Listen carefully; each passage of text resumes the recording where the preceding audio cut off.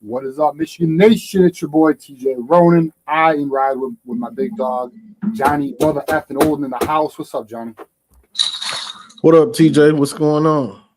Shit, man. Well, I'm watching my Pistons beat the Knicks right now, so I'm pretty happy about that. And just enjoying the warm weather. I don't know what it's like down in Florida, but it's like warm as hell up here. It's like 40-something, isn't it?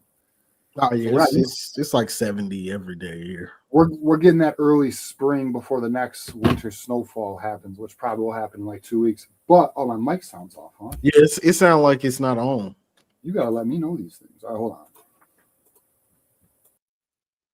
All right, how we doing? We good? There we go. There we go. Thank you. I appreciate that. If my mic is ever messed up, let me know. Because it switches. What sucks is, you know this, Johnny. Sometimes it will switch on you, like it'll change in the background. So, all right. So let's get into it. We got a lot to talk about, boys. We got a lot to talk about. All right. First of all, Dave Peloquin. We're going to get into that, the GM. We're going to talk about that, what it means, what we should expect. Let's get into that. Then I also want to talk about, and this is the call-in show. I guess let me finish my bad. I jump around a lot. My bad. We're going to talk some Michigan basketball too, because we really need to appreciate what's happening right now, and I kind of want to talk about that a little bit before we take some calls. But this is the call-in show. For every $100, we go an extra hour. You already know this is your show, the People's Show. We're here to talk ball, all things Michigan. We could definitely talk about Jared Goff, because I'm sure we will at some point today. But because somebody on this stage is a hater, and it ain't me. But anyways, yeah, get out of here. All right, so if there wasn't so much to talk about, we'd be going at it right now. All right, so we'll put the call-in link once me and Johnny run down a little bit. But let's get into Dave Peloquin. Oh, actually, you know what? My bad. Before I do that, let's give a shout out to Drufus, new member. Drufus in the house, an OG, good friend of the program, and we appreciate that. Thank you, Drufus. Welcome back to the community, man. All right, so let's talk about Dave Peloquin. He is the new general manager for Michigan, coming from Athletes First, a general manager for Athletes First, which is essentially a representation company, and he was the general manager of the college division. He is. All right. Wow. But before I give my full take on it, Johnny, do you have initial thoughts on it? Where are you at with it? I'm fine with it right now. I don't know much about him, but everything I've heard sounds good to me. So, yeah. So I'll say this. I think Michigan is operating very strategically right now. I think Michigan – I have a different vibe right now with how Whittingham's operating versus Sharon, which we all would argue that's probably a good thing. But what appears to me with Whittingham and what's going on with this football program is Whittingham is not settling. He is not settling to fill positions. We saw with Larry Black. We mentioned that on Tuesday's show where Whittingham did not settle. He could have promoted Powell. He could have promoted the defensive line assistant who was also rumored potentially as a candidate. He did not. He did not. No, he went beyond his own network to find one of the better defensive line coaches in college football who not only through production and metrics and analytics shows a very strong defensive line, but somebody who is well respected in the coaching community. Like Kyle Whittingham went out and got that guy out of SEC country. Yes, granted, it's Vanderbilt, but Vanderbilt had a pretty damn good year. And it was the number 18th rushing defense in the nation. And that all starts with the defensive line. So to my point, Dave I think it's Peloquin. I think is how you pronounce it. I'm not sure how to pronounce it. Michigan went and got somebody not in college football. They got somebody in an industry that specializes in NIL. Somebody who is at the forefront of the cutting edge, up-to-date environment of what is happening. And not only that, from a player's perspective. So, like, to me, I think Michigan has found, and I'm going to get into like what we need to be aware of or concerned of, because we will get to that. I'll give you the other side of the coin also. But what I think Michigan has found is an individual who is, we have wanted an innovative, proactive, I don't want to use the word aggressive because we don't yet know his tendencies or philosophies quite yet. But what we do know is his background, having 21 years at a Midwestern power at Notre Dame. Notre Dame has consistently, very often had top 10 classes, very strong national footprint. They have been very strategic and careful on how they do their NIL. He's well aware of all of that. And then when you add in the component that he's also pissed off, which we're going to get into that. He's pissed off at Notre Dame because Notre Dame passed him up twice for the general manager role. So that's why he went to players first. He goes to players first. He gets immersed in the NIL and the cutting edge and innovative approaches that agents and representatives are taking. That's the thing too, is he's worked with agents and representatives. He understands this game very well. His network is immense. And by all accounts, he's a very, very, strong, just organized worker, like just a very good worker, like in terms of his work ethic and all that. So it on paper, on surface, because that's what we have is on paper and on surface from his resume and from what is known of him, it appears to be a very good fit for the current dynamic and climate of college football. Now, here's what we must observe, though. I have no idea how he's going to handle the actual general manager role that he has never done before.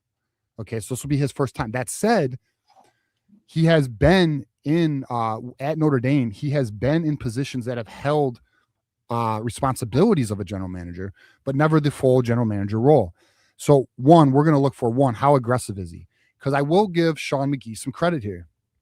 His play on Brady Marchese was a chess play. The way that he has handled some recruitments, it was very well done. Now, how is Dave Peloquin going to handle that? Is he going to be aggressive? And then what is his approach on a salary cap? How does he approach it?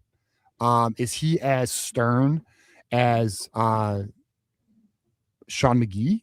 Or is he a little more flexible? Is he willing to pay what is market rate for a linebacker, right? Because now Michigan may not feel that's the, so very, and the other thing too, that I did not mention that actually excites me about Dave Peloquin, he has experience in film scouting, a player personnel side of things. He has evaluated talent. He has, he really does have the background.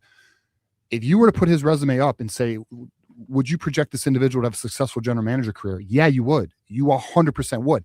But that does not mean it will be 100% successful general manager tenure. But I am excited. I think everything points to a very savvy play by Michigan because, again, he wasn't in college football, guys. He was outside of college football doing something that is related to what we are dealing with in the current NIL landscape.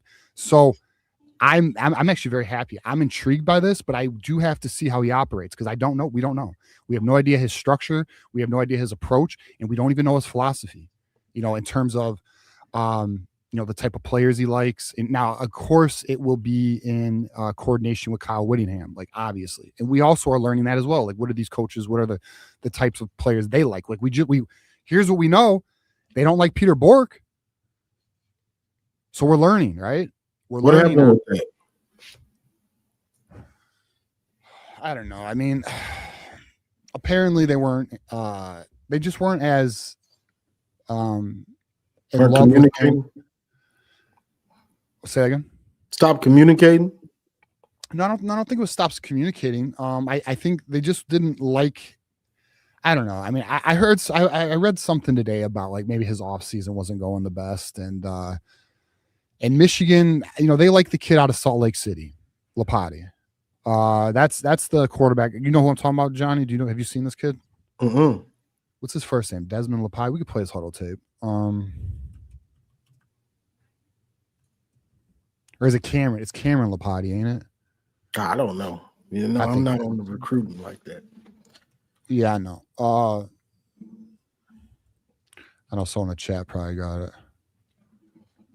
Shit, what's my boy's first name? We got Can with a K. All right, I got you. I had a C. Got you. Appreciate you, boys. Appreciate you. Okay, so I'll get his huddle tape up. We could take a look. You can give us your analysis, or what do you think, Johnny Olden? But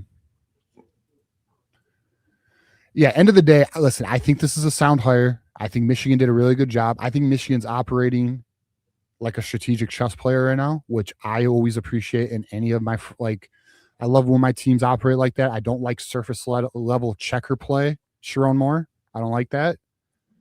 I like people who make moves that, create other moves. They create, and we are definitely going to get a second hour. Appreciate you, Quinn. We'll show that. But I like moves that set up other moves. And in my opinion, that's what this GM role did. Here's the other thing, too. I have a feeling, I don't know what I'm going to, I don't know this. This is my assumption. I think NIL is about to get even more aggressive, though. From everything I've read and learned about Dave, that's the other thing, too. So he's already on the job. So he's already started. He's meeting with all of the collectives and the people involved in that. And so that's good. That's great too. We got another one. Ms. Omar in the house. That's Marmar. Appreciate Marmar.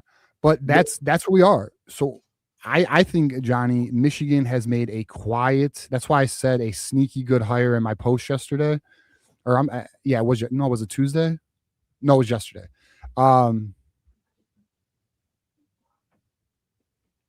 Fuck, Quinn, you can hey, DM me, my guy. You know where I'm at.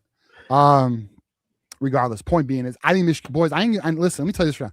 If I didn't like this hire, if I really was unsure about it, I'd tell you. I would. Like, I'm actually optimistic. I think Michigan made a savvy fucking play, man. Now let's check out this kid. So this is Camden Lapati, and then we'll talk about the basketball team in a second. And we'll open the call lines for everybody. We'll definitely appreciation to Quinn. And with the way things are now. Oh shit, my bad. You don't have to.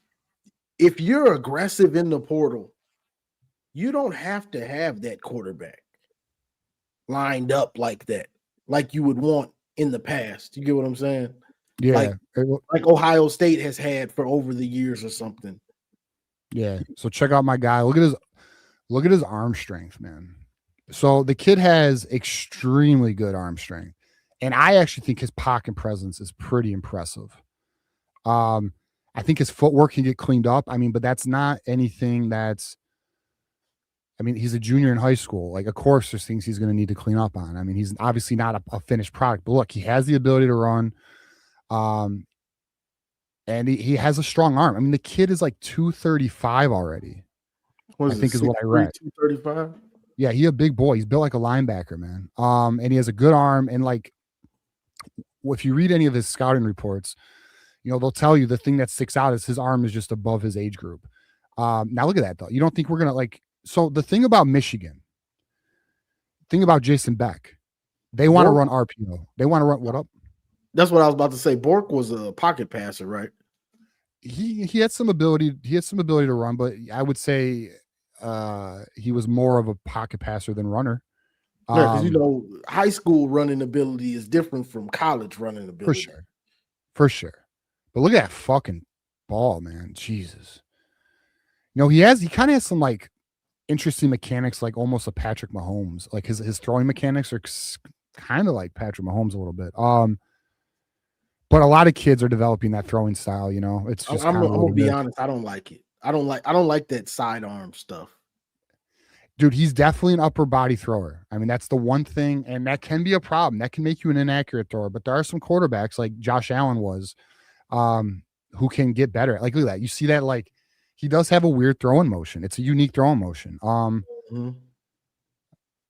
But I mean, I love his pocket awareness, man. It's like he just has a good feel for it. And he doesn't run too early. He's got a real good feel for the pocket. Yeah, he's an interesting quarterback. I'll give him that. I mean, listen, I'll be real. I like Peter Bork more. Like I do. But we're good with it. I'm straight with it. So we'll learn more. And plus, we got another year to watch him. So,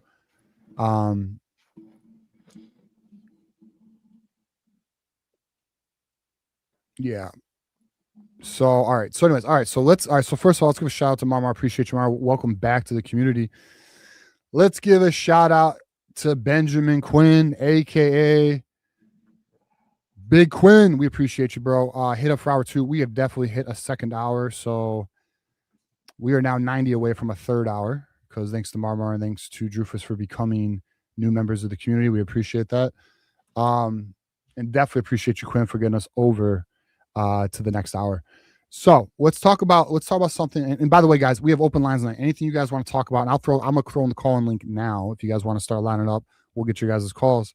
But I definitely think we need to take a moment and talk about this Michigan basketball team. I think one thing we definitely need to do as Michigan fans, what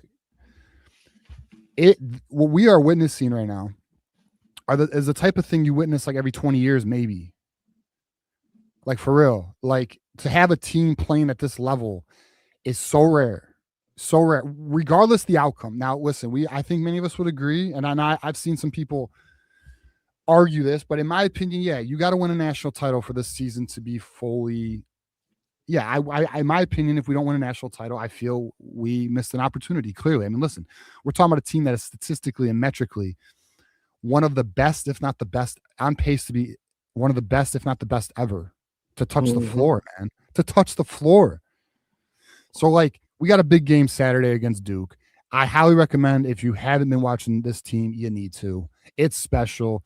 It's one of those things. These things don't come as sports fans because we are like JD Piquel put out a video today about Michigan and what the offense could be like, and he said something that is so goddamn true. He says, "You're a sicko if you're watching me in February talk about Michigan's offense." Well, you guys are all sickos because we were on the Michigan Call-In show in February talking Michigan. So my point is we are all sports fans. It is so rare to have a team of any of your teams you rock with, pro or college, to play at this type of level. So in my opinion, and I just want to put this out there so we don't miss the moment, we got to appreciate this thing now. Appreciate each game. Appreciate this, especially if we go and we beat Duke on the road. You know, we go, I think the game's in DC, right? So, like we get this dub Saturday, Johnny. I mean, and I'll tell you right now, I'll put this out there. What if we fucking cook Duke? It wouldn't surprise me. It ain't against us. I think you froze, Johnny, but go on. Can you still hear me? We hear you. We don't, the camera froze though. It wouldn't surprise me if they smack Duke. Like it wouldn't surprise me if we smack anybody.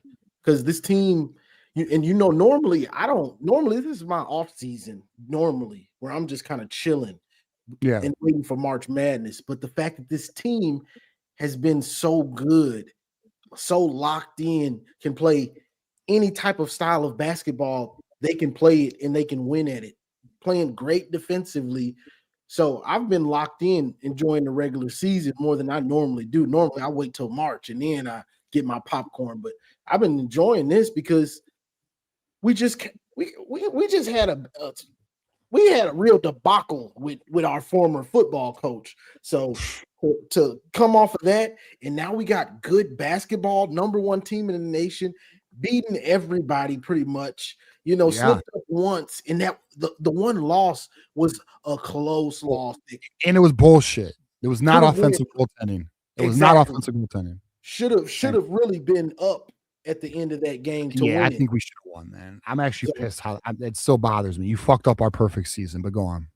Yeah, but I think I'm kind of glad we lost that game, TJ, because if we didn't, that's a lot of pressure. Now you're undefeated. Now you're chasing history for real. So that's just a lot of pressure.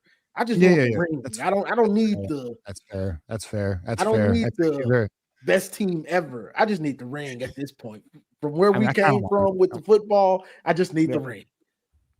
I hear you. I need a national title. I need a fucking national title, bro. Exactly. I've not seen Michigan win a national title. I want to see what that's like. Louisville, we all know that was bullshit. It was a clean block. We all know that was a clean block. They fucking took that shit from us, But yeah, I think what we're watching, we need to fully just embrace this shit and then just enjoy the ride, because that's what this is, okay? And it's a fun ride, bro. Like watching Michigan basketball, whether they get up, they're out running, throwing alley-oops, whether it's a team that's locked in because they're playing a top 5 number one team or whatever, and they're bringing it. And Michigan is rising to the occasion, whether we're on the road, whether we're at home, it doesn't matter. Whether we get down by 15, it doesn't. They're playing however you want to play. We can play, and we gonna beat you. So it don't matter what you do. Guess what? When the time is up, we're gonna be on top. So how do you want it? Yeah, I mean, it's what we did going to Mackey Arena and essentially dominating the entire game. I know at the end it got tighter, but we kept that thing double digits almost the entire game. And that stadium was rocking. They were rocking in that arena. That is all right. Like, that was one of the best experience builders they could have had, because they were tested on the road against a top 10 team who is very good. Very effing good. So the fact that Michigan withstood that, and they understand this team is getting tournament ready right now. Duke is going to be perfect. Duke is different. Duke just lost to North Carolina the other day. Dude, I know. Well, yeah, I see the comment. Y'all gonna get beat Saturday. That's what you said that Tuesday, didn't you? You thought we were gonna lose Tuesday, didn't you? We didn't.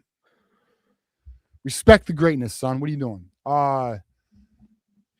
Yeah, no, I think we're gonna beat Duke. I'll be honest with you. I think we're gonna beat. Dude, you kidding me? Okay, lock somebody up. Somebody else is gonna score. And now with that, LJ Kason's starting to come on. We're too deep.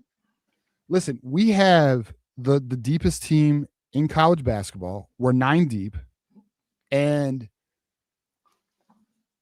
like Michigan has the best backup point guard in the Big Ten. Michigan has, and like, who was it who said, if you put one of the forwards with our backup four guys, we would basically we'd make the tournament, and we'd probably be like top half of the Big Ten, and that's true. And not only that, guess who's starting to get hot? Trey McKinney. Yep. Don't let the fucking 5-star get good, like real good, start dominating. Don't let that happen, because it's game the fuck over for all of them if that happens, because he's been finding his game. He's been finding his college game. Kid's getting better and better. And you see flashes where you're like, all right, I know why you were ranked where you were ranked. The kid's nice. Like, it's so nice to have a 5-star come off the bench who could start almost anywhere. That's what makes it so hard for teams. When you got a team that's that deep and it's constantly fresh on defense, it makes it tough for you. Same with like you playing football. You know what I'm saying? Defense, your defense gets gassed. They keep running the ball. Now you gas. Basketball, we're putting the pressure on you constantly on defense. And then we're bringing in fresh guys off the bench doing the same thing. They don't miss a beat. So it's like you really have to play a really great game to beat Michigan. You have to shoot really well from outside. and that's not easy to do. Well, even if you do that, yeah. The only reason Wisconsin won is because they were like they made every three. They like made every 3-point shot, dude. Another thing that's fucking nuts is Elliot Cadeau's 3-point percentage this year. I don't know if anyone knows his career 3-point percentage, but essentially, prior to Michigan, he shot 18. His sophomore year, he shot 33.7, although better, not great.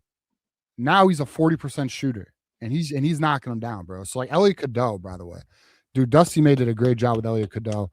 And that's the other thing too. That's the last thing I'm gonna hit on. Then we're gonna take our calls. I appreciate you guys waiting. We got you guys lined up. And honestly, all four of y'all, can't wait to hear from each of you. You guys always bring the heat. I appreciate that. Fuck, was I gonna say? No. Fuck, what was it? Such a good point. Oh, what was it? Shit, Johnny. It was such a good fucking point. Fuck. I had such a good point. Oh well. All right. We're gonna. If I remember it, I'll say it. If I remember, I'll say it. All right. We'll bring our Johnny. You got anything else before we bring up our first caller? Just with the basketball, the regular season is long, and I'm ready for March, honestly. But no, wait. With basketball? Yes, I'm ready. I'm ready for March, bro. I'm ready to get in the tournament to win this thing.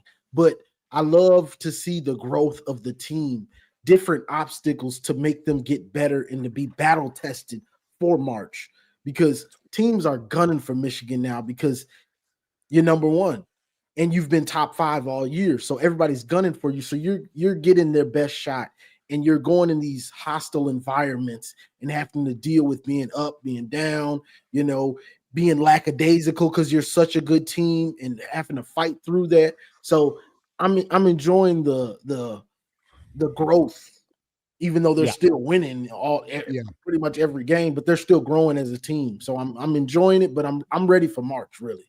So I'll say this. I do not agree that the basketball season is too long, but I do 100% agree that like I personally don't even lock in on college basketball until January. Although don't get me wrong, like I do watch them in November and December, but I'm not locked in like I am after football season. Like I watch our guys, but I'm not like, if I miss a game in December, I'm not tripping, but I'm not missing a game. I'm not missing. I'm gonna tell you this right now. Nobody better miss a game. I'm telling you, appreciate this team. And then the last point I wanted to make was, the rival fans or even just fans of other teams like Purdue. And by the way, they took that loss so terrible, by the way. They'll try and say, oh, well, yeah, it's the best team money can buy. You know what the problem with that is? There's a lot of money in college basketball, and there's a lot of teams with a lot of money, and there's a lot of teams who buy a lot of players. Do we not recall what Hunter Dickinson got from Kansas? $3 million fucking dollars? Wait, do you think? Hey Johnny, do we think teams stop buying players? Is that what happened, Johnny? No, obviously not. Clearly, Duke has stopped buying players. No. So, so Michigan has bought the most players. No, that's not the fucking case. The reality is Michigan has money like other top programs have. The difference is Dusty May is elite at identifying talent. Dusty May is elite at X's and O's, which is why Dusty May is spanking every fucking team. It's not because they just bought the most talent. Yes, Yaxel Landenborg was the number 1 player on the portal, and they got him. But, Ade Mara, I don't guess how many minutes he played at UCLA the year prior. 13 minutes a game. Now, is that because Dusty May bought? No, because Dusty May identified what he needed to run his team.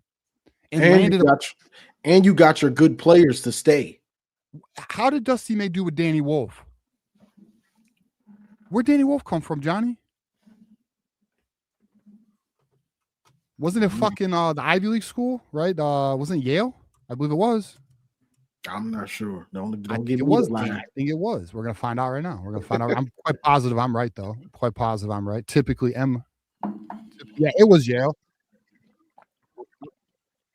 Get out of here, ESPN. It was Yale. But my point is, no. Okay, now look at what he did with Danny Wolf. Still froze. If you want to come out and come back in, you can, Johnny. But my point, or when we start taking calls, you could try that. But my point is, Dusty May is an elite coach who does have resources. And because he has resources, he's able to fucking build a dominant team. That's the difference. So anyone who wants to say, it's the best money, shut the fuck up. Like people ain't buying talent. This is college. This is college basketball. We're done. Oh, I'm sorry. Do we not remember the FBI wiretaps? Come on. What are we talking about? The best money. Shut up. How about this? It's the best coached team, period. Development of talent. You see these kids getting better as the season progresses. Like, what are we talking about? It's just so crazy to me. Fans do that shit. Anyways, let's get to our first caller. I got AD in the house, and then we'll get you. I see you, B-Dog, Mar, Garrison. We see you. We'll get you guys up here. B-Dog, or I'm sorry, AD, what's the word, bro? How we doing, man? Dude, damn, it feels good to be a Wolverine these days, don't it? Feels damn good to be a Michigan Wolverine, my friend. Bro, I'm telling you, man. I already bought my tickets for the Final Four in the Natty game, man. We just got to get there and win it all, bro. Did you really buy your tickets? Yep. Oh, man. What's the location? It's in Indy. I'm not going up there. Oh, yeah. 4-hour drive. Yeah, Mar was trying to tell me I'm in Florida. Oh, you're in Florida? Oh, shit. Yeah, fuck that. I don't blame you. I don't. What are tickets going for? My guy got them for $800, or was it either $650? I forget what it was. I bought a lot of shit lately. I forget, but yeah, it was either $650 or $800. Man, we'll see. A Michigan Natty. You're telling me that ain't worth it? No, it's fucking worth it, bro. I got to see where. The problem is, like, all right, so if they don't make it, what are you gonna resell them? Yeah, exactly. If we don't go, all right, I gotta gotta think about it. I think I might do the same thing. I think I might buy some tickets. Dude, I'm not even that big of a college basketball fan. I just like it when we're good, man. Exactly. Yeah, well, I mean, I'll tell you this. I really appreciate college basketball because the game is played right in college basketball. Defense, the game is still in its pure form in college basketball. Now the game's a bit perverted in the NBA. You know what I mean? I know a lot of people know what I'm talking about. What I mean by perverted, I mean, you know, it's either we're going for a layup or we're shooting a three. Mid-range game has died. Defense is sometimes non-existent, and the passion for the game and the love for the game just ain't there like it used to be. You know, so that's the problem with the NBA. The NBA does have an issue, but they got to figure that out. Dude, can you hear me? Yeah, I hear you, AD. Wait, I can't hear you. Are you muted? Am I muted? Is there something wrong with my stuff, or is this an AD problem, guys? Let me know. Oh fuck. Yeah, I can't hear you, man. Well, get out and come back in, bro. I don't know. Is it just me? Yeah, let's see it. What's up, Johnny? You want me to come back here? I'll come back down. Can you bring? Oh wait, there we go. I got you. Yeah, you good, bro. You good. But anyways, point is, like, can you hear me? Yeah, we hear you. We hear you, Johnny. I don't hear TJ. You don't hear me, Johnny? Can you hear TJ? Yeah. Okay, fuck it. Yeah, can I come back down? Then can you guys bring me up a little bit? Hey, get the fuck out of here and come back. All right, cool, man. Appreciate it. Anyways, yeah, you're good. So the point being, though, is like I said, the college game, like I love that. But to your point, I like when Michigan's good, it's far more interesting. And it makes the other games interesting. Like I'm looking what Duke's doing. I'm looking what Purdue's doing. I'm watching, I'm enjoying, well, I mean, I always enjoy Michigan State loses, but I mean, I'm enjoying watching Michigan State stumble. You know, it just makes it more enjoyable. So it's go on. March is just always fun. March is just fun. The brackets, the upsets, the buzzer beaters. Bro, I love March. It's just fun, and it's been like that since I can remember. You know, we'd be in school. Our teachers would bring in TVs to watch the games while we were at school. You know what I'm saying? So March is just something different. You know. Yeah, I do. Let me I'll bring AD up after I read the super chat. So we got Michigan here, $5 super chat. There have been 12 teams in the KenPom era that rank in top 5, both offense and defensively. 10 of them have made the Final Four. This team is different. AD, you good? Yes, sir. Appreciate it, man. Sorry about that. You're all right. Yeah. So, by the way, the Pistons, I know this is Michigan, but I just want to call this out. The Pistons are beating the New York Knicks while Stewart and Dern are suspended right now. If anyone wants to question the Detroit Pistons relevancy or their ability to win a championship, they're answering that right now. All right, so all right, AD, what else you got for us, brother, before we get to our next caller? Dude, how about this GM, man? You hearing some of the rumors about this guy? Well, tell me what you're hearing, bro. I don't know. What are you Fucking hearing? killer, man. I'm hearing he's going to be like a Courtney Morgan and go out on the road recruiting and shit too. Not just like sitting back and being a capologist bullshit, So man. I actually have not heard that specifically, but if that's true, that's fucking dope, bro. Honestly. Absolutely, Dude, man. Like we got a dog. The thing that encourages me, like, apparently he's just real innovative. Like, apparently, like, he's got ideas that like he wants to. And one of the things I love too is he's pissed at Notre Dame. Good. So he came here after 21 years, and he went to school at Notre Dame, I believe. So, let's fucking build. Let's build a fucking monster, bro. Like, Michigan is a juggernaut. That just needs to wake the fuck up, and we see it with the basketball team. Go on. And you know what I like about Dusty is this is a job he's waited for. He's waited for a job like this. He understands and appreciates what Michigan is, not because of the 2000s, but from the history of when college football was started. Not picking and choosing the actual history of it. Wait, Dusty or Dave Peloquin? I'm talking about Kyle. My bad. Kyle I'm Whittingham? talking about Whittingham. Oh, okay. All right. I might have said Dusty or somebody. Yeah, you did say Dusty. Bad. I want to know where you. Yeah, I got you. But yeah, Kyle. He's wanted this job, and when you want something that bad, you actually want it, and you slick deserve it. Watch out, because now he has the resources. This is something he's wanted. He appreciates Michigan. Dude, one thing I feel just not talked about enough is he's here to win a national title. He's not here to do anything other than that. Like, that is not being talked about enough. That's 100% why he's here, why he's doing this last run, and they're going for it, man. And like, I am like, this is going to be, to AD's point when he first got on here, it's great to be a Michigan Wolverine. We are in an era right now under Michigan athletics where we should have a window of championships in these major sports. Like, I fully anticipate the hockey team's going to get a national title soon. Fully anticipate the basketball team we know is on the right trajectory for a national title. And the football team, I do believe, is going to be competing for a national title in the next 3 years. And this year, I think this year they're going to find themselves. They're going to learn what they need to do, what needs to improve, and all that. I think they're going to be a competitive, strong, well-coached team. But I do think year 2, Bryce Underwood's junior year, is going to be the year that we make a title. I actually think we can make a title run. Now, obviously, we have to see how this team play. We got to see these coaches work, but just the way it looks on paper right now. All right, AD, give me a final thought here, and then we're going to get to our next caller. Dude, greatest Michigan team we've ever had. Enjoy it. Watch every single game. Don't just wait till time. Don't wait till March, Johnny, man. Watch every single game, bro. Hey, you on here late. I've been watching the team. Me and Juju have been doing breakdowns on through the week. Dude, I hear you, man. But then also, man, A+ across the board is this offseason for Michigan football. Not an A, not an A-, not a 99, A+. What about the front 6 though? What about are we not? Do you have zero concerns over our front 6 on defense? Front 7? Dude, no team is perfect, man. I didn't say the team itself is a perfect. I'm saying the offseason was good. You said an A+ offseason. Like, A+ I would argue, yes. A-. I'm at an A-. Okay, maybe fine, A-. All right, I'll meet you in the middle at an A. AD, you could be A+. It's all right. No, you're right. I didn't think about the players in the D line and linebacker could use. Yeah, that's my only concern. Everything else was done so well, though. Even the way they got rid of Sherrone Moore was done so well, man. All right, so I'm just messing with you, but all right, AD. I'm sure we'll talk to you next week, man. Enjoy. You're on the West Coast, or you're on the East Coast, ain't you?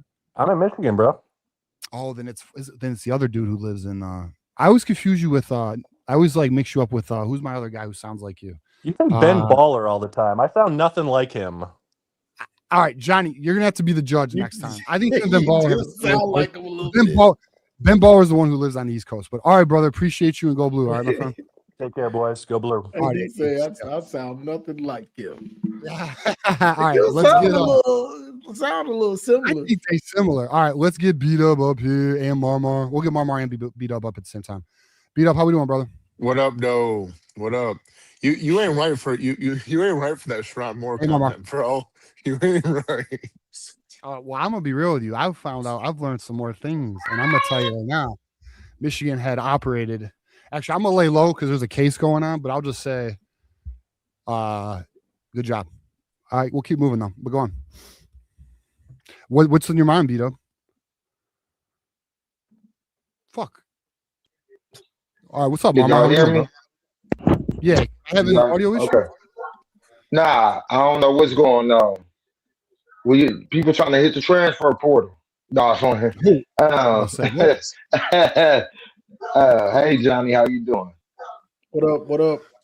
What's on your minds, man? What's the Okay, topic here? so the guy you wanted to know that said that if you put Mirror, you take the bench players and put pair them up with the guys like Mirror, Moraz Johnson. Yeah. That was on CBS after the game against UCLA. That was the guy that was cooking the Zerbiak. Yeah, Rothstein, right? Yeah, he was cooking the shit out of I just said his name. The 3-point specialist. So that host I think it's Raviak or whatever his name is, start with a W. Oh, Wally Zerbiak. Yeah. He's the other co-host on with that guy, and he was cooking dude. Yeah, he was cooking dude. And so we was talking about this yesterday. Me and you, and I think the best player, and I might get some backlash, but hey, I like to live out on a limb. LJ Kaysen is the best player on Michigan. And the reason why I say that, hold on, listen. Just hear me. I'm listening. The reason why I say that is because, listen, Dusty May recruited him at Florida Atlantic. They had another guy at Florida Atlantic that went on the Final Four run. His name was John L. Davis. He was a big piece to Florida Atlantic, and Nick Boyd, the point guard, was at San Diego State last year, and now at Wisconsin. He beat Dusty May, but he lost to Godot. He lost to Godot in the first four. I went to that game. Nick Boyd lost to him, but he got both his revenge on Dusty May and Godot in one game. And so I just think LJ is the nighter, bro. He comes off that bench and then he get the run of that offense. And he make great decisions. He's starting to get better, man. LJ him, bro. I'm trying to tell y'all. He saved us against. I don't know if that was UCLA or was that Northwestern. No, it was Northwestern when he took over in the second half. Godot gets too sloppy. He gets too sloppy with the ball. And that's why Dusty May set him. You see, when you set him, you put LJ. LJ got there. Then that's why I'm saying right there. I said he could take up. I seen it in the Texas A&M tournament game. I seen LJ. I'm like, bro, he gonna be a dog. I like everybody else. I get Yaxel and everything, but Yaxel was getting bodied by Conference Rins. Body, bully. All right, look, I think LJ Kaysen is like that. One, it highlights Dusty May's ability to identify talent because LJ Kaysen was ranked in like the 300s. And I'm gonna tell you right now, I do follow basketball recruiting, but not like football recruiting. But honestly, players outside of the top 100, they don't translate that well. Like you need a good coach to develop these kids, and so they can be productive, right? Productive. This kid was ranked in the 300s, and Dusty not only recruited him to FAU, he said, "Oh, I'm bringing you to Michigan." And like as a true freshman last year, he actually played. He showed a lot of flashes, a lot of potential. But the fact that Dusty can identify, the scouting services missed him completely. LJ Kaysen should have been a top 100 player. He was not a top 100 player. So end of the day, though, I do not. I'll just say this, Omar. I disagree with your LJ Kaysen. I'll say the reason why I think it's Yaxel. And I think it's the Axel. Yeah, dude, he does everything. Yeah. But I get that. But what stood out to me in the game against Purdue, when Yaxel went up against Conference Rain, he dropped 26 on his head. He was But all right, bullying him. Hold on, all right, though. He was bullying him. I understand he's a distributor. He can impact the game. Okay, that's good and all. But but can you play great defense? He was getting yeah, bullied. he What actually you plays pretty think? good. So, hold on. And we play Cam Bruiser. Cam Bruiser is light years better than Conference Win. You put Yaxo on Cam and Bruiser. I didn't watch Duke all year. He's going to bully him. Well, we're gonna find out Saturday on that. But dude, Boozer was what was he fucking Oh, I ranked get it from? for you. He like I'm just yeah. saying. What was I he watched ranked him get bullied in the paint. You're going to have to double. He was a number 3 player in the nation, bro. I mean, like, listen, he's a I respect it. And like I said, I'm going out on a limb. I just think So, LJ let me Casey. say- all right, to just have a fun debate here, Marmar. Here's my argument for Yaxel. Leads the team in points, leads the team in rebounds, number 2 on the team in assists at 3.2. He leads the team in steals. He is second on the team in blocks. His turnover percentage is not that high, and he's shooting 50% from the field, bro. I mean, he's just doing everything. He's you the know? I get it. foundation. I get that. But when you getting bullied down in the paint, when you getting bullied down in the paint Yeah, by a guy that has been inconsistent all year, Yeah, but all we get year. everybody's best shot. I get all that. I think the But you two. I should. think the So one person. when you getting prepared for everybody's best shot, you should be prepared better than that. He was I getting think. bullied. I think the person that's probably been. I think the person that Dusty needed last year that he didn't have, but he has him this year. That he didn't have last year was Morez Johnson Jr. Like he said, I think he needed a dog, right? And when he talks about dogs and people needing dogs, like he brings that. Like he can bring some offensive game.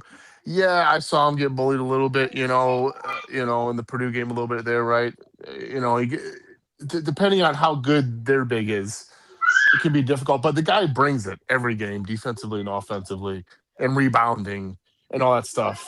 And I think he really is the glue for that defense, I think, which is what Dusty wanted last year, which they didn't have. I'm just saying, LJ Casey gonna put the world on notice. Look, I like LJ Case on like this. Here's the thing. LJ Case is a nice player. Hey, he a dog. But Mar, he ain't bringing it every game. Like he has his off nights, though. That's true.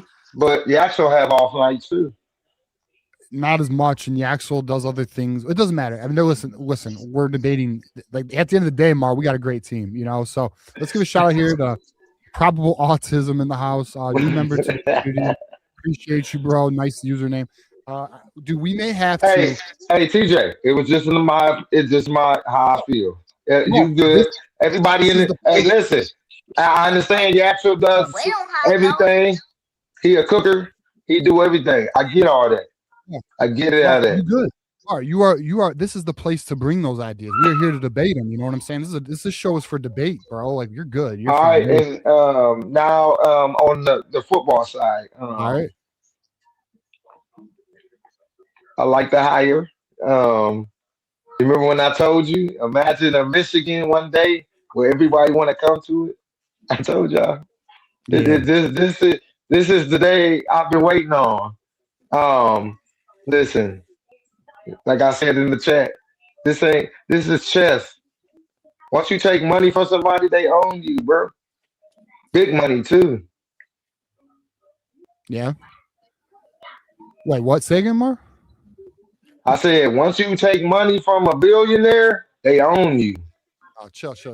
All right, yeah, I know what you're talking about, but we don't gotta go down that road. All No, right, I'm saying overall.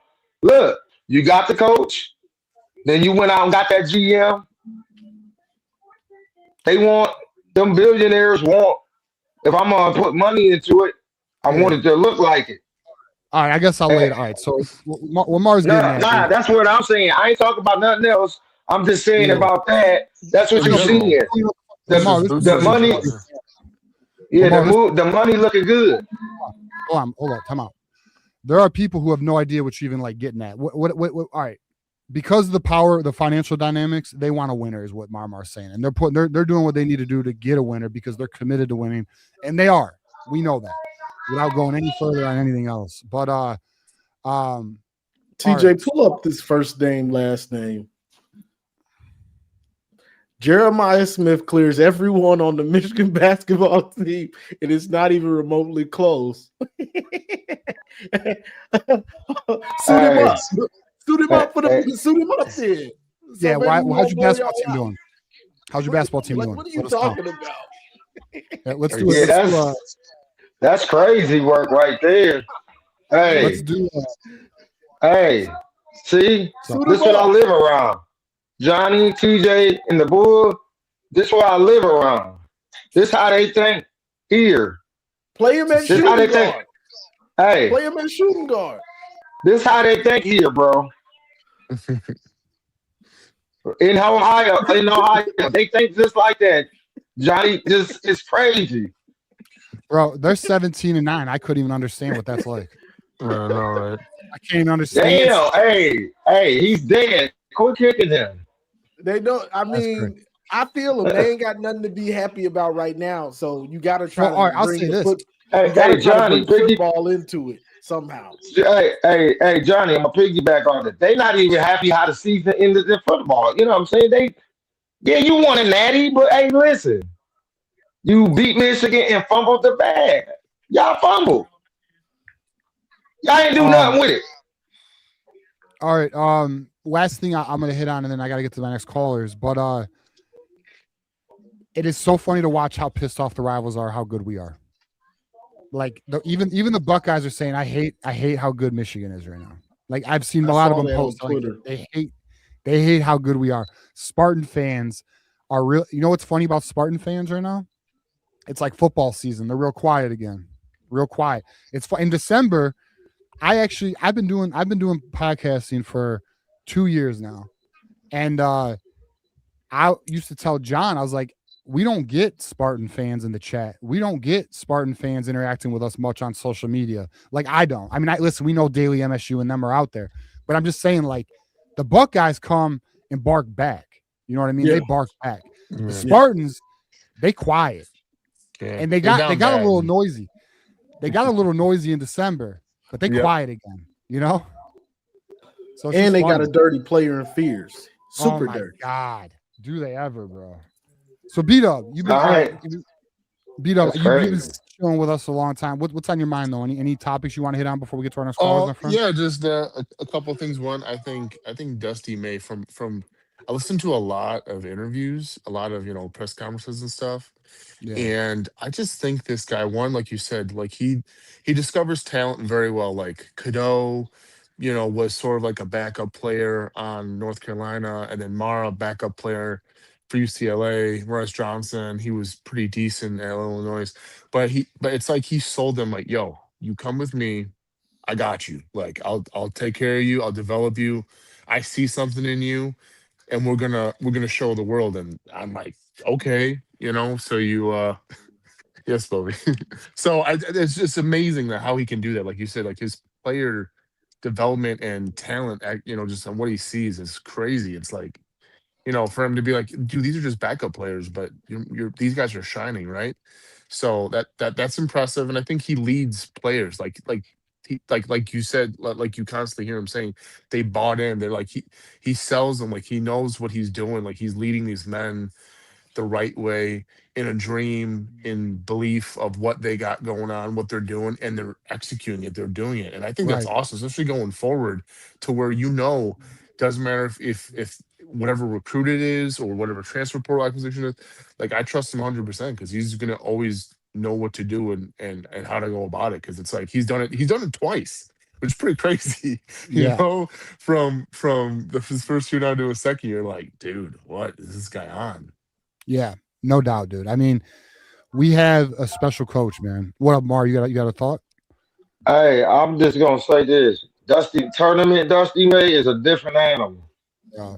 Because he got us to the Sweet 16 last year with them guys. And we could have beat Auburn. But did you see what we did to Auburn back in November? Oh, okay. He learned this. He evolved from the time he played Auburn. I know they didn't have the same players, but it still was. You had that point guard for Auburn. He's pretty dog. He a dog, and we blew them out by 30. Yeah, no, I mean, yeah. Well, the other thing too that's absolutely wild, and let's, bro, Michigan would still be in first place if you only counted their double-digit wins. That's insane. Yep. That's fucking insane. So if you counted our single-digit victories as losses, we would still be in first place in the Big Ten. That's crazy. nuts. That's how dominant crazy. this team is. But all right, let's get a final thought here, boys. So I get to the next callers. Marmar, you want to give us a final thought? Hey, y'all tune in at ESPN at 6:30 on Saturday and watch No. the best game of the season. This game gonna be better than games that's gonna be in the tournament. Shit.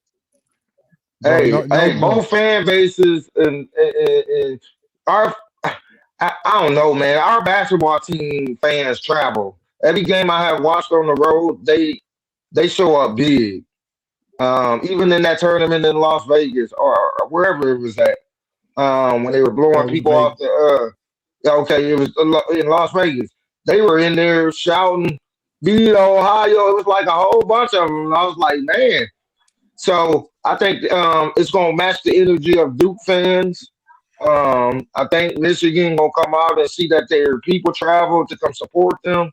That's gonna put in confidence. I think it's gonna be a great game. Michigan by 10. Mm-hmm. Yeah, no doubt. Actually, you know what? You just made me realize I'm going out Saturday night now. I didn't realize this game was at 6:30. Don't you hate that where you're like, bro, dude, it's gonna be a great weekend and everything? You're like, oh shit, I got plans, bro. I'm going. You know, hey, Marmar, you know where I'm going, don't you? That spot we went to, you know? Deja vu. Nah. Hey, man, what's wrong with you, bro? I ain't on the Epstein files. No, I'm playing. Ciao. All right. Final thoughts. I'll beat up. Yeah. No. You going to that place where all the Michigan State fans are at? No, our waiter was a Michigan State grad, but yeah, granted, a waiter who was a Michigan State grad. Anyways, no, what I was gonna say was I think the new GM that I guess the Blue and Gold podcast or some crap like that or something like that. Like they really know who the GM is and what he's done and stuff. And the guy apparently has worked himself up all the way from the bottom to the top there. And then, like you said, when he got passed over, he decided to work with, Athletes First, which pretty much is kind of cutting edge NIL stuff. Apparently, it was on the Wolverine podcast today that they talked about that this guy knows anything and everything about NIL. Like, he can do it the right way. He can also do it the wrong way. Like he can do it all different types of ways. He knows how things get done. Because he was on the other side of NIL. Now he's going to be on the GM side of things. So, I think it's going to work out great. I think this guy's going to really know what to do and how to do it.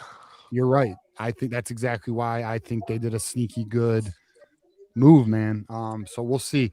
All right, boys. Appreciate you. Bring it to our next callers. Go Blue, my friends, and let's get a dub Saturday. All right. They go Blue. My man, go Blue. Heck yeah. There you go. All right, boys. Peace. All right. Next up in the chamber. We got an OG in the house. Oh, my bad. There you go. Peace out, B-Dub. Appreciate you, man. Wait, I pulled Johnny down. My bad, Johnny. I suck. All right. Let's get an OG up here. We got Mr. Keith Rebar. How we doing, Keith?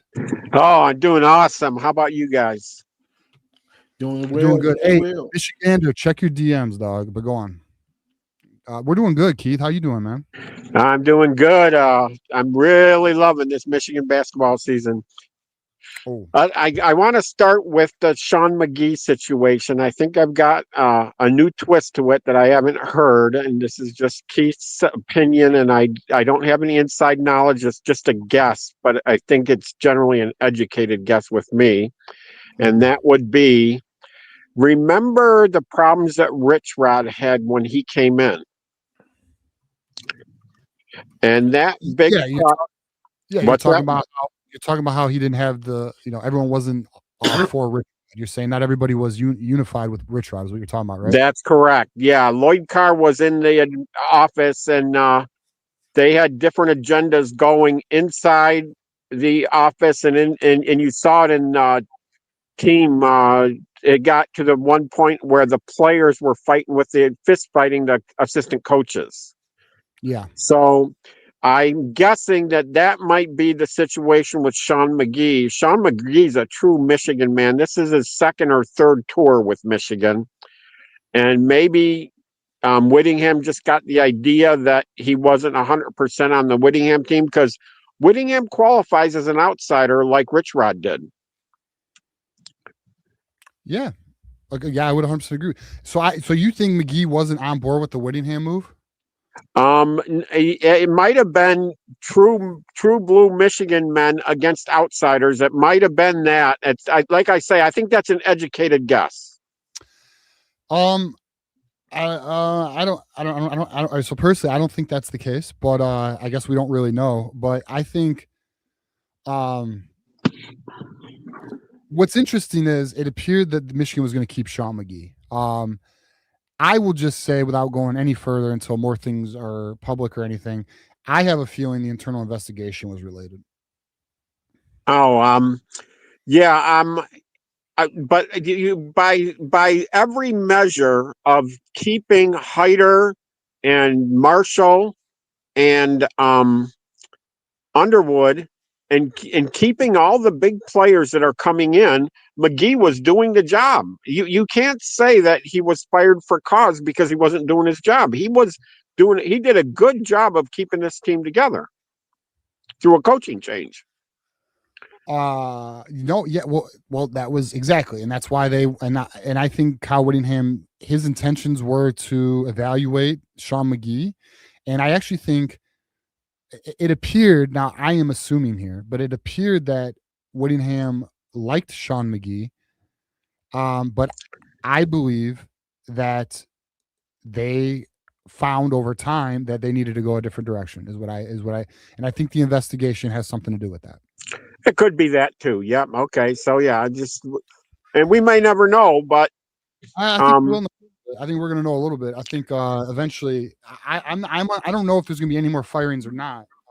But this Notre Dame guy I never heard of before, so I can't say if he's good or bad. Well, it's really to be determined because he's never held this role before. But I mean, his resume and what's on paper, on surface level, it looks to be very encouraging. And it looks to be, honestly, like Michigan is not done getting better. Like they are not done improving. They are not done at self-evaluating. Like this is good. This means your program's in a healthy place. The program is without question in a very healthy position. Actually, and like people may not want to hear this, the athletic department is in a very healthy position right now, and that does give Ward Manuel a little onus there. I agree. I know there's somebody saying, well, they're doing it in spite of Ward. One could argue that, but at the end of the day, I'm just, there's no reason not to be optimistic for Michigan athletics right now. I mean, everything is cooking, even girls basketball, even women's basketball. So, yeah. Did you see the weekend Michigan baseball summary for last weekend? No, but they won though. Yeah, they beat three powerhouses out on the West Coast. Yeah, and it was very similar to what we saw in the New Era championship game. They beat three powerhouses, so Michigan baseball looks like they might have a good year too. We'll see. I don't know. I mean, they beat Oregon State, who was ranked number 12 in the nation. They beat Stanford, and they beat number 24 Arizona. Oh wait, hold on, never mind. Yeah, those were the three, I think. Yeah. They actually lost to Oregon on Monday though. Oh, Monday they lost to Oregon. Okay. Damn, they got number 16 Florida State on the 20th, and then number 15 Louisville on the 20th. Well, they got a tough schedule, man. Good for them. Oh, that's good. It'll see how much metal we have in our spines there. Yeah, I'll be honest. Here, let me read this. Let me read this members thing. Michiganders has had this for a while. He goes, John Mateer throws and runs like that in regards to Lapati and his throwing motion. We also have another $2 super chat. What are your expectations going into spring practice? I'll hit on that after my conversation with Keith here. But I'll be honest, my love for the Michigan I've said this before. I feel like Michigan doesn't take baseball serious, and because Michigan doesn't take baseball serious, I can't commit to it. Because I don't go on. I think Michigan takes baseball serious as any other sport. No. I listen to Craig Shaman's program every morning and Lockdown Big Ten. And they said, is Michigan a football school or a basketball school? And I put a note on there, and it was liked a bunch of times. And it was even got a love from Craig Shaman that we are an academic institution. First and foremost, academics is the highest priority at Michigan. And then all sports, they strive to be top 10 in every sport that they put on the field. And so I think they take baseball just as serious as they take basketball. The reason I don't think that is because they've had opportunities to really take the baseball program to another level, and they didn't. In terms of facilities, in terms of coaching hires, and it is known that they didn't want to match Jeff Bakich, or not Jeff Bakich. I'm an idiot. Coach Bakich. Yeah, it was Baggett something though. Yeah. Yeah. Fuck, man, I'm losing my shit right now. Well, they didn't want to match it because this is Michigan, and Michigan doesn't match that $1 million contract. So yeah, that they gotta do that with Dusty though. You know, whatever. Well, I'll tell you right now. So Dusty's currently. I actually had a discussion pretty recently with an individual, and Dusty's currently 10th highest paid basketball coach in college basketball. Yeah. Indiana is a team that needs to be I'll just put it this way: donors are aware of Indiana. I'll just say that. Not that there's a risk or a concern. It's just that Indiana has a fascination with Dusty May, and Indiana has Mark Cuban, who is a former NBA owner. Okay, so I want to say about the Purdue game too. I think Dusty May was playing cat and mouse with Purdue. The game opened up and they were going at it, both of them, running up and down the court. It was going 100 miles an hour. But they could only keep that up for it's like 4 or 5 minutes. And there were several lead changes in the first 5 minutes. But then after the first 5 minutes, Michigan started to wear them down, and we went on to like a 17-2 run at one point. And we took a 16-point lead at that point. And then all game, and then it looked like the pace slowed down, is that Dusty deliberately wasn't running plays that were crushing them. Like I remember one play, Mara was streaking just down the paint. He was running, and I think it was Cadeau hit him with a pass just before he got 2 feet away from the basket, and he laid it in. A real sweet play. And yet I saw that was open a half dozen times in the rest of the half, but they're not running it. And normally in basketball, you run a play until they can stop it, right? But I think Dusty May was playing cat and mouse with them for the rest of the game. When they get to within 6 or 4, they'd turn it on again, and then they would score at will. The at-work Pistons were like that. They could turn it on at will and just go into a 20-5 run anytime they wanted. The at-work Pistons. And it looks like that's a team that Dusty's got. And I think Dusty was just playing cat and mouse with Purdue the rest of the game. I don't know. I felt Michigan had the game pretty much in control for majority of it. I just feel Dusty felt like he could, give different looks and not stay. Like, you don't want Purdue to figure you out, right? You want to stay. You want to keep Purdue on their heels. You want to keep attacking them. I mean, Purdue was getting frustrated, but then in the second half, You know, they rallied. Well, they're at home. I have a feeling if that game was Ann Arbor, they wouldn't have rallied. You know, Yeah. so I don't know. I mean, listen, Dusty May, I'll tell you this though. One thing that I am loving with Dusty May is his composure. When they win, he's almost on some now he will smile.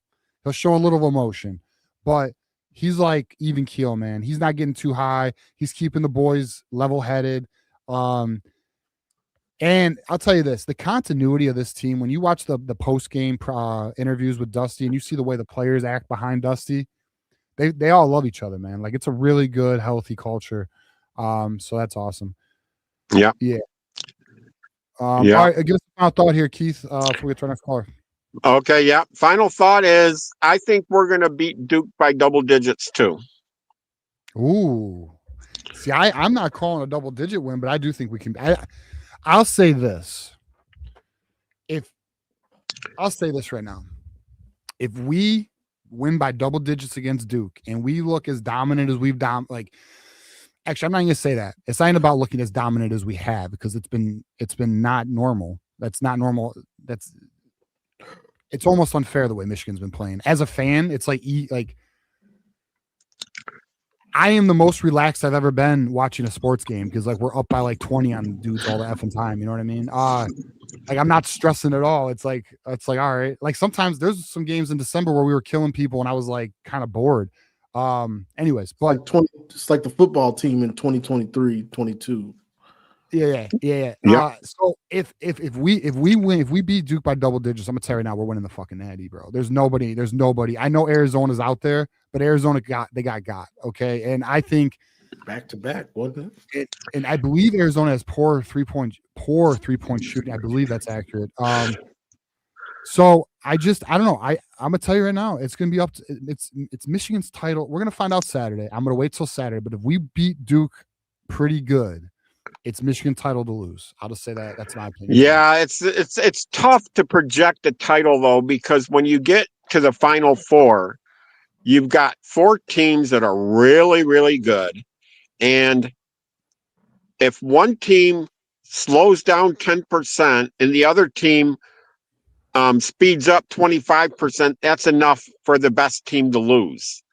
And I'm as big a fan as anybody, and I want to see Michigan roll through the rest of the way. Illinois scares the shit out of me, though. I got to be honest. They're awful. They're awful adroit on the offensive end.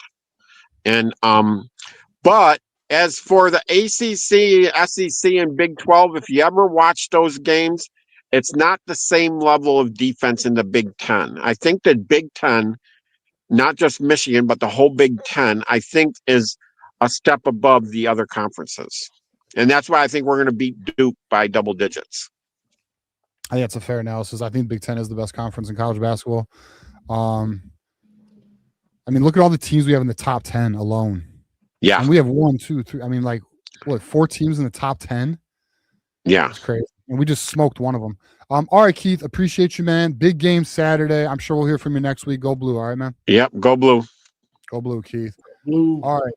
Michigander, and I'm gonna pull something up. We're gonna get to our next callers in a minute. Let me read a super chat or two, and we got a new member. Appreciate you also.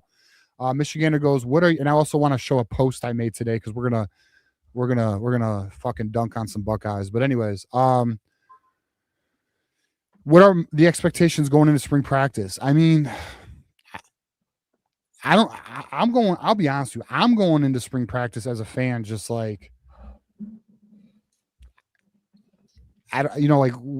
this is a whole new experience. Like, we've never had these coaches like this. We don't know how this offense is truly going to look yet. We don't know what this defense is truly going to look like yet. I don't really have expectations. I'm more or less just going to go into this, open-minded, and just I'm just going to be in observation mode and digesting as much information as we possibly can. Here's the expectation. Here's something I can tell you. I expect a tough physical practice that gets these boys sharp. Mm-hmm. They ain't fucking around. I know this. Like, there has been, in the last 2 months, the change that has happened. I'll tell you right now, parents are excited. I'll tell you that right now. There are a lot of parents are excited what they're hearing from their kids. I'll tell you that.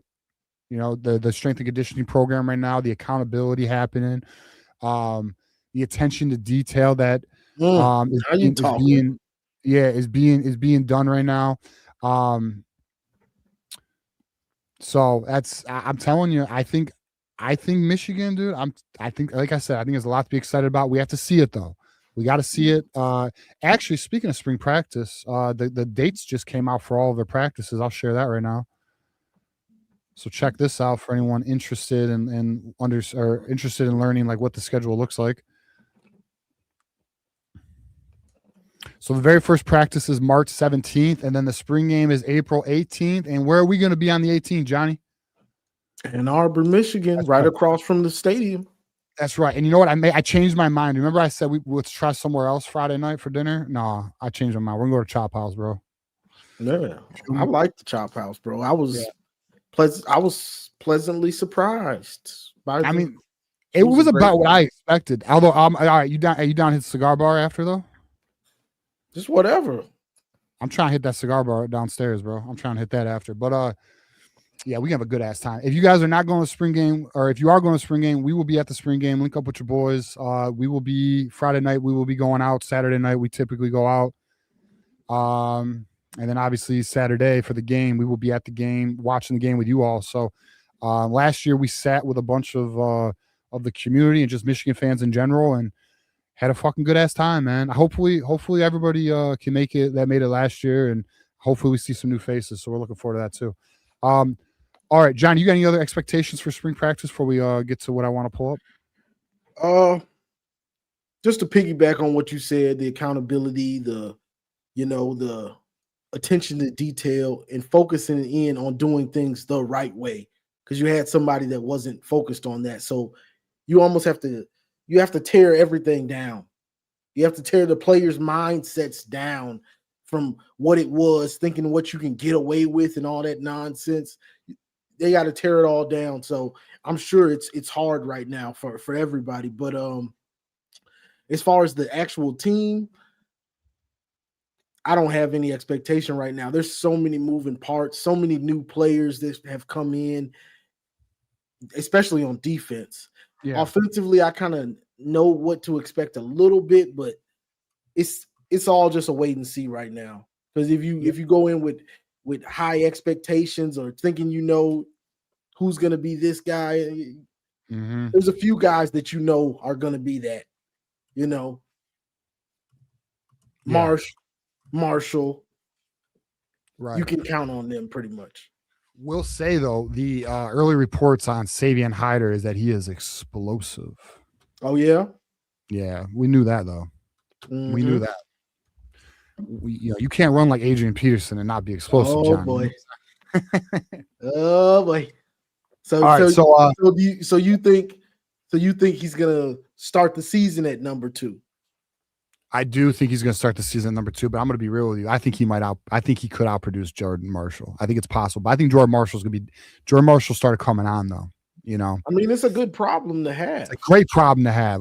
And not only that, Jordan Marshall's the perfect, I love Jordan Marshall, man. I think his mentality and he's good. That's the type of player you want on your team, man. Definitely. But yeah, I just think Savion Hyder is really special, first round talent special. No, I mean he is, but damn, if this is true, if Travis Johnson ran a 4.3 40, yeah. All right, let me give a shout out here to Go Blue 711, son. 711, welcome to the Michigan community, my friend. We appreciate it. Thank you for being a part of it. I wanted to share this comment because I thought it was hilarious. The Big 12 clears the Big by a little. How you clear some if it's by a little? Big 12 clears the Big 10, but by a little. Come on, barely cleared. That ain't clearing. That's just scraping by. GT in the house. $5 super chat. My sources are telling me that OSU is ready to claim their back-to-back natty if Indiana's safety is ruled ineligible. Oh God, they would try to claim that. Oh my God, GT just set me up for exactly what I wanted to bring up, man. Exactly what I wanted to bring up. So check this out, Johnny. So the Buckeyes were doing Buckeye things today, just talking stupid. And I made a post today. And you know what the Buckeyes did, Johnny? What's The that? Buckeyes moved the goalpost on my post, bro. Because we all know how that goes, right? They do.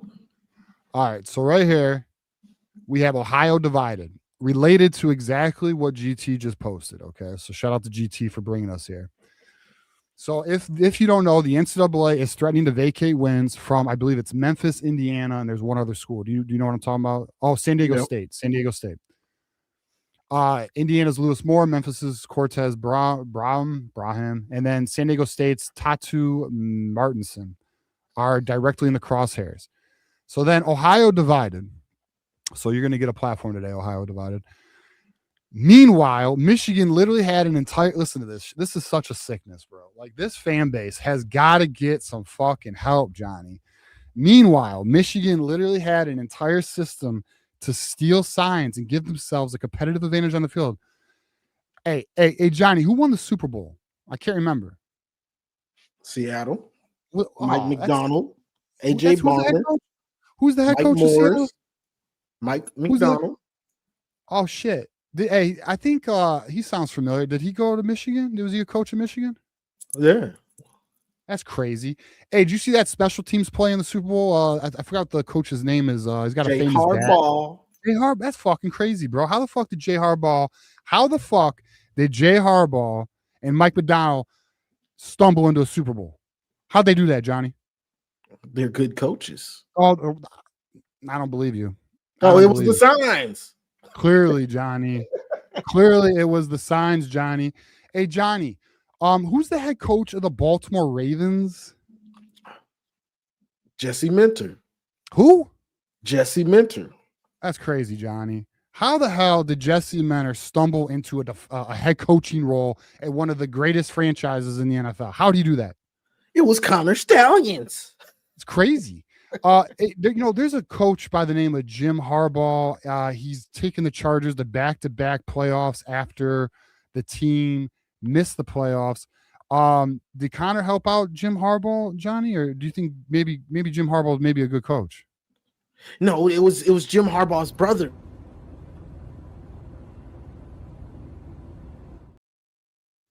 They all want to blame that man. It was Connor Stallions and John Harbaugh saved Jim.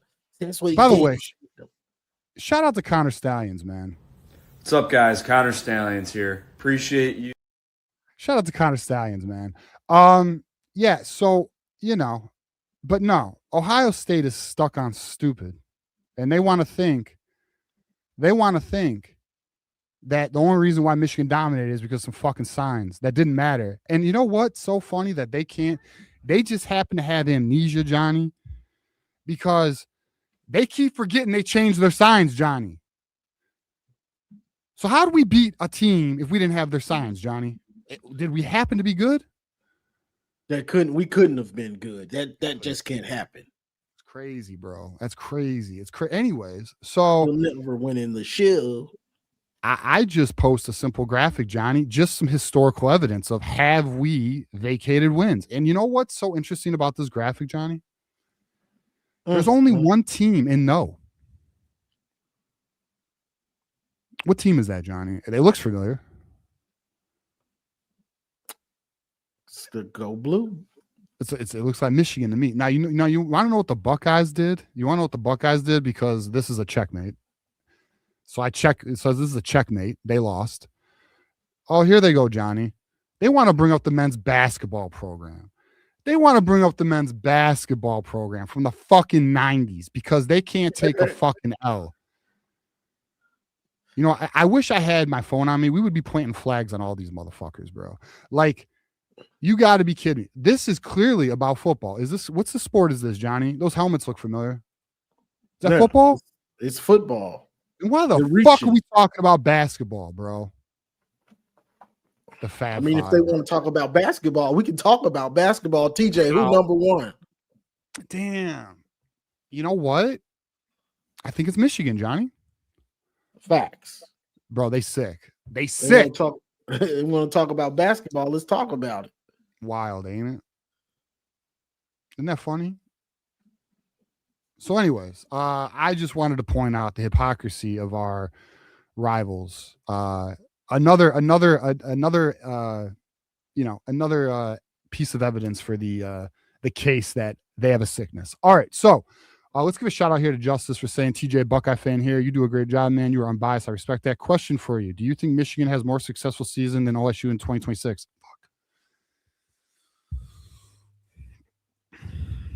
I mean, you guys have a tough schedule too, if I recall. I did look at your schedule. So I think we're gonna have a 10-2 year. I think we're gonna be a borderline playoff team. Johnny, what do you think? You think because Ohio State has 2 new coordinators? No, they don't. They kept Patricia. Patricia.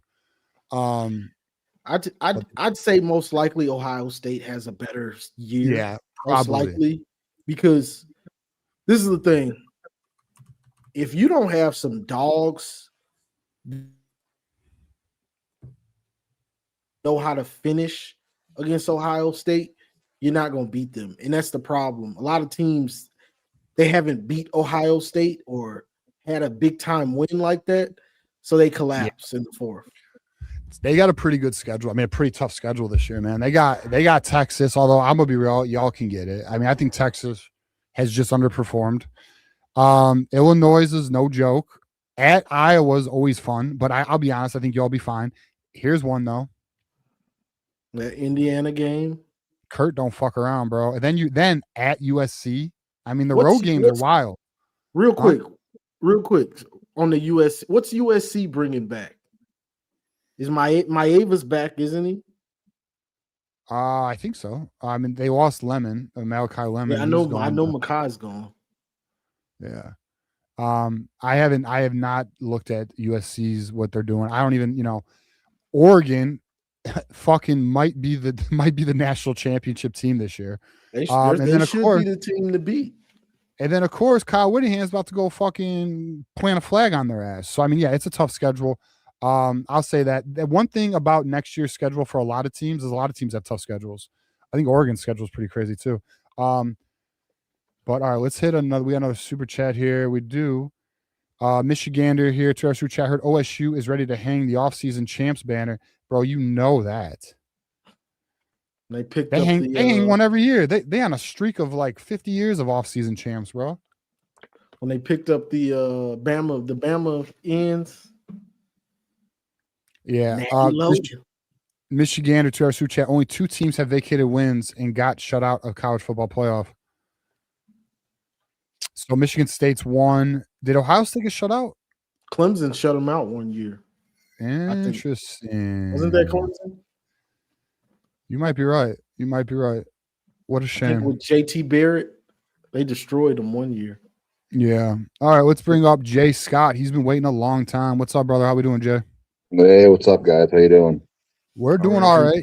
Just cooking Buckeyes and talking some Michigan football. How you doing, bro? Good. It's funny you say that, too, because earlier today I was on the Book of Many Faces, and, of course, one of them fucking things had, Michigan's record versus Ohio State since 2000. I'm like, oh, my God, here we go.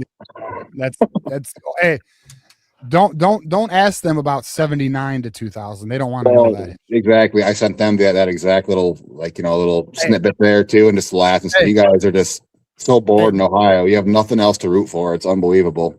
Dude. So they only accept the 2000 to 2020 is all they accept. Yep. And if you say 77 to 99, they don't accept that. And then if you go before that, because we won the 10-year war, because we did. But then we go, oh well, I don't count anything before World War II. Of course you don't, you fucking clowns. Of course you don't, because those years don't matter. Apparently, it's because they can't count that high. Well, I sent that meme a couple of weeks ago in the group chat about like was it the two hockey players, the baseball player, basketball, football player pointing at the one Buckeye sitting on a bench with his head in his hands, the football player. Like, you guys have just nothing else to root for. It's what it is. All right, my bad. Did I say to 99? I meant to 2000. Michigan. Yeah, 2000. Yeah. Well, think about it, though. I mean, the Browns suck. The Bengals suck. I mean, they don't have a hockey team. The only time they're good in NBA is when LeBron is with them. I mean, they got nothing going on there, bro. There's a Bengal fan in the chat. Respect. I'm just kidding. Hey, all right, Justice, to your comment here, and I'm having fun with you, so just all love, bro. But IU thinks OSU, they are OSU in Michigan. Well, I'll say this: I think Indiana has deserved the right to be talked as a power right now, but they definitely don't have the history or the prestige of the Blue Bloods. I mean, that's clear. I think Signetti thinks he's the best coach in college football, and he might be. And it's making everybody else that's associated with Indiana believe Yeah. that they are up with Indiana, Michigan, Ohio State. Well, here's the thing. State, Michigan. Here's the thing about Indiana that's actually really interesting. They have the largest living alumni base. And then they also have Mark Cuban. Yeah, Mark Cuban, yeah. So they feel like they can run with the big boys, is what they think. So we're gonna find out. This is a new age. This is a new age of college football. Yeah. And they definitely made a name for themselves over the last 2 years, especially this past year for sure. They earned it. I mean, they earned the respect, but now we'll see if they can, because it's one thing to make it. Yeah, it's another thing to stay up on the mountain. And now you were the hunter. Now you're the hunted. Yeah. I'll keep bringing that stat up too, man. Like they had how many 3-stars from James Madison, and look what they did. It's pretty impressive. Another identifier of talent. Coaching does matter. It isn't all just buying players, bro. Like it matters. Don't get me wrong, but like now it's gonna be interesting because I'm gonna be real with y'all. You want to know something that's gonna be real interesting? Y'all see how Dusty handled more resources. How do y'all think Kirstenetti's gonna handle more resources? Because they got more resources now. Right. I'm interested to see how that goes. I think it's going to be scary. It could be. I'm very interested to see how they handle, because they do have apparently Mark Cuban has given a lot of money to that school. So we'll see on that. All right, let's get any other what else is on your mind, Jay?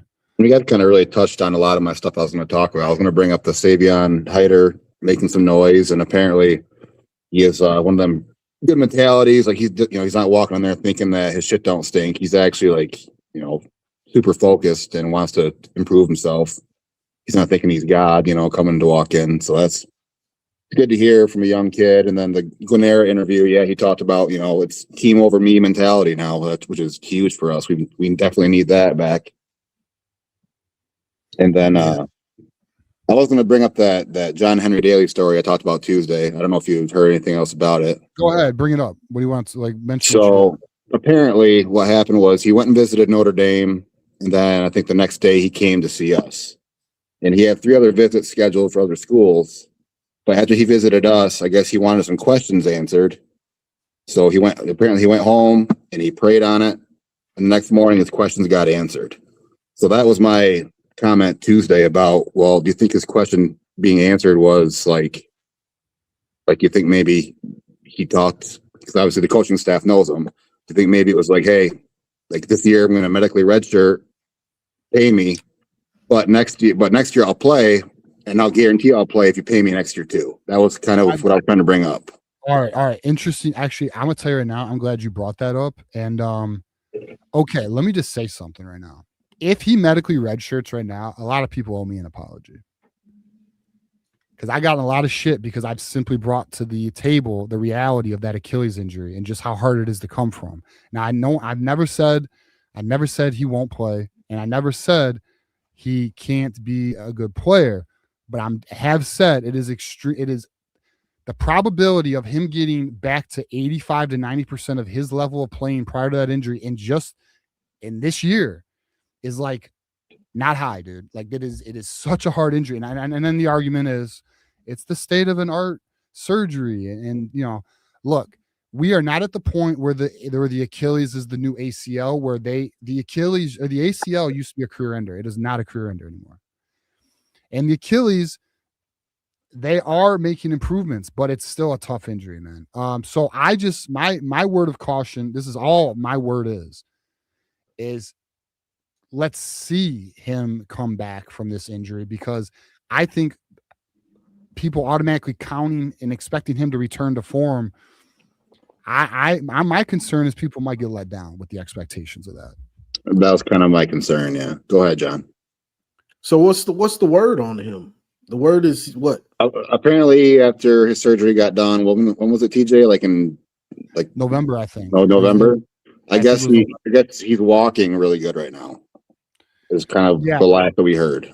Now he did make a public comment that and he made this in December that his surgery is going really well and he's expecting to be back by May. Now, to your point, Jay, you brought up the medical red shirt thing.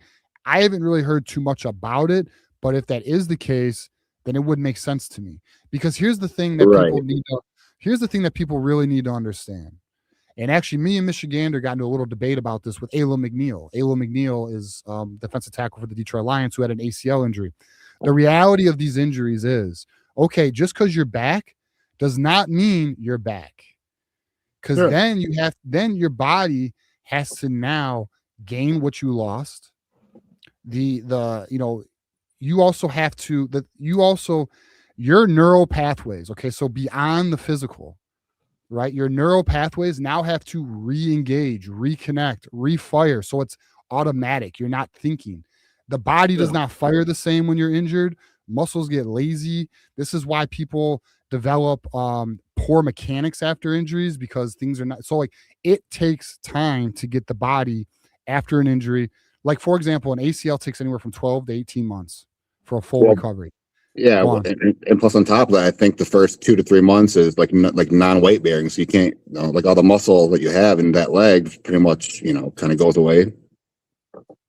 Yeah, it atrophies, right? So there's atrophy right. So, in whatever everything is atrophying because he can't do squats. Like his non dominant or whatever leg he's using that's his strong leg. Even that's atrophying though, because yes, it's his main leg and he's using it and it's becoming his dominant leg right now. And it's funny how that happens. Because you can, believe it or not, through injury, your dominant side can change. Yep. Like I'm a right-handed individual. My right leg and right arm have always been stronger. When I had a situation where I was bedridden and I had a cane for like 3 fucking years, dude. And my left side became my dominant side. And it is still to this day, which is odd because I don't have that cane. I'm not using none of that shit. It's still funny that today that it's stronger than my right side, even though I'm now back. I'm pretty damn back to where I was prior to my injury. Right. But long story short, like it's amazing. Like I have been through a lot of injuries. I have had friends who have been through a lot of injuries. I am very into fitness and I've always been into athletics. So like I'm not an expert. I'm not a fucking doctor. And I know people, I've had people challenge me on Twitter, like, well, you're not a doctor. Why would I listen to you? Well, I'm going to tell you, I've seen this shit. Like I've seen people have a very hard time. Now, it doesn't mean he can't. It doesn't mean he can't come back, but I have a hard time believing he'll be at either 85 or 90% of his ability he was prior to his injury. That's all on that. You though, prove me wrong. And if he does prove me wrong, I'm happy. I want to be wrong. I'm just putting it out there. We need to be aware of it. All right. Well, to me, that was kind of the whole point of the story was like, it's just kind of coincidental that he visited us and had more visits scheduled, wanted some questions answered, then got a call the next day and he committed. So it's like, okay, well, but even if if you medically redshirt, can you still play a couple games or can you not play at all that season? Like, so we'll know pretty quickly. It has to be Rod, like for example, Rod Moore. Rod Moore came back. He's going to medically redshirt because he couldn't. So he can play like 2 or 3 games maybe. So maybe thinking like later in the season he's going to try to come back. But you know what I'm saying? I do not know the rules on the medical red shirt. Me either, 100%. I mean, listen, here's the reality. We're going to know, I think by May, June, July, we're going to have our answer. I think they'll know. I agree. Or they may wait for, actually, to be honest, they might wait till fall camp to see how he responds, and then they may make their determination in fall camp. That's probably what they will do, actually. Kind of what I was thinking, if that story is true or whatever. But. Yeah, we'll see. And also, and just so you know, I've not heard anything about medical red shirt yet. So if I ever do hear it, I'll bring it to the table. But if it happens, I'm not surprised. All right, interesting though, isn't it? But yeah, it is interesting. Well, anything else before we get to our next caller? I had a few more things, but I'll make it short because I know you guys are time crunch. Just for basketball wise, dude, we're freaking built for a training run, man. I mean, we have a deep bench. I mean, look at the tournament early in the season, dude. I mean, they like when they have something to play for, they freaking go for it. Look what happened. 30-point wins in all those freaking games. And now they get the chance to play for a ship. Plus, all the other comes with that. I mean, this team's built for it. And Dusty May, man, we got to lock him down, bro. We got to lock him down. Mark Cuban's going to come sniffing around, and he'll make him the top paid player coach, no problem. And I think Michigan's going to have to make Dusty May the highest paid coach this offseason. I think. Yep. All right. Appreciate you, Jay. Thanks for calling in, man. I'm sure we'll talk to you next week. All right, buddy. For sure, man. Have a good one. Go Blue. Jay. I love Jay, bro. Good man. All right. Hold on, TJ. You remember who was that trying to get us to say we need to give Sharon an extension last year? You remember that? It was either, all right, see, AD's going to get mad at me because it was either AD or Ben Baller. And I think it was Ben Baller, actually. But yeah, all right, let's talk about that. Remember when, and I know you do, it was a random July. And I know GT remembers, I think anyone who was watching us in July last year would know. We had a random call-in show, like a random off-season. Topics are getting stale. There ain't much to talk about because we're ready for fall camp. And we're just rehashing shit we've talked about 50 effing times already. And then we have a debate on extending Sharon. And Johnny, you know what, brother? We got to give ourselves a pat on the back because dude, that show went fucking chaotic. The intensity of the debates, it was literally, the poll was 50-50, Johnny. Remember? Yeah. Half the fan base was give Sharon Moore an extension, and the other half was like, no. He's got to prove. We got to wait. And me and you are on the right side of history, my friend. The right side of history. Listen, I'll tell you what. Like, listen, I do not bat 1,000, but I assure you, I am more right than wrong. I'm fortunate. And I will remain mindful and humble. Like, listen, my next L is coming, I'm sure. But listen, we fucking call like we see it. We don't bullshit, man. Another thing that I'm sure I'm right about is speaking to my guy here, Jimmy Bailey, the Pistons. I'm telling y'all, if y'all NBA fans and you ain't a Pistons fan, you better protect your neck because, but we are smacking. Fuck, I don't have this game recorded. I want to rewatch it. We're smacking the fuck out of the Knicks right now, and Duran and Stewart are not playing. So hide your kids, hide your wife, because we're about to win the championship this year. I'm telling y'all right now. You got the Pistons going to the finals? Who in the East is? I mean, and I know it's the Michigan podcast. Just bear with us, my people. Who the fuck's going to stop the Pistons from getting Eastern Conference Finals? Who's in their way? Cleveland. Who's? I mean, like we're smoking. We're smoking. The Knicks, I believe, are the number 2 team in the East right now. Are they not? We're killing them without 2 of our very important, one of our all-stars, and one of our most important key players. Actually, no, Boston's second in the league right now. Boston's second. New York's third. I mean, listen, Cleveland ain't stopping us. Toronto ain't. No one. Listen, we're going to the Eastern Conference Finals unless we fuck up. Then it's going to come down to either Boston or New York. We smack New York. We've blown New York out all year. New York. And then it's going to come down to either Oklahoma City or San Antonio. And I'll be real, San Antonio worries me a little bit, but I don't think Wemby can handle our physical play. So Oklahoma City, then it comes down to Michigan, damn it. Pistons need to hit their outside shooting. If Pistons hit their outside shooting against Oklahoma City, I think we can win. But we're going to find out. I'm telling you, man, it's great to be a Detroit sports fan right now, man. I'm going to tell you right now, Michigan's hot. Fucking the Red Wings are doing well. Pistons are doing well. Tigers are on the up. Playoff team, and the Lions are the Lions, man. It's great. I'll tell you right now, I am in the best. We need some championships, but I am right now in one of the best eras of a sports fan, and I am so happy for it right now. All right, let's get to our next call. We got Drew Sutton in the house. What's up, Drew? How we doing, brother? What's up, bro? It's Drufus. Hey, man, don't forget Michigan hockey, although Michigan State actually split a two-game series. I know, and they gave fucking Michigan State the nod over us. That's bullshit. Hey, listen, man. What I will say, and I'm never one to root for little brother, but game 1 we won, bro. They jumped out 3-1. So, I know. Yeah, I know. I mean, that's right. Sparty's good on the ice. Speaking on the ice, man, did you see the ladies win the gold? Yeah, I watched. Isn't that amazing? Bro, I love undefeated. I know. Yeah, dude, that was an amazing game because, all right, All right, we're going. All right, we definitely are going off path for Michigan right now. We but, are, and the men Okay. top Sweden in OT, baby. I'm just saying. I know, and we haven't done it in 66 freaking years, bro. Like I love Olympics, bro. I'm a big, I love it, bro. I love Summer Olympics, Winter Olympics. I'm all in. I love like the World Cup. I love all that national shit. And it was against that rival North, bro. Oh, I know, dude. Listen, well, I would tell you right now, the men's team better win the fucking gold, and because that'd be epic to beat Canada in both men and women's hockey. And for those who don't wouldn't know, it? it's Wouldn't not it? normal. Wouldn't Yeah. it? Hey, listen, to touch on that basketball team, dude. Yeah.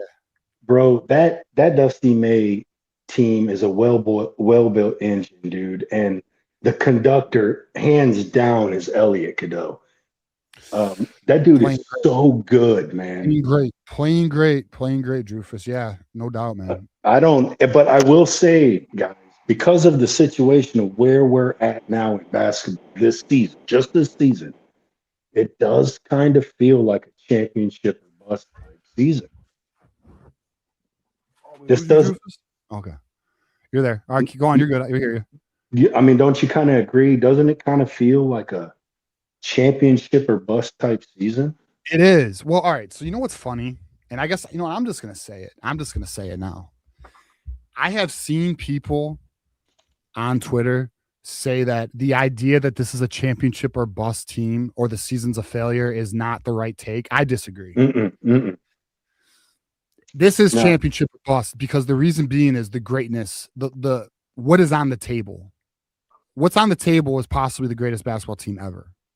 They just have to keep dominating the way they're dominating. Now that's not going to be easy. So much NBA talent on that roster, dude. Oh, I know.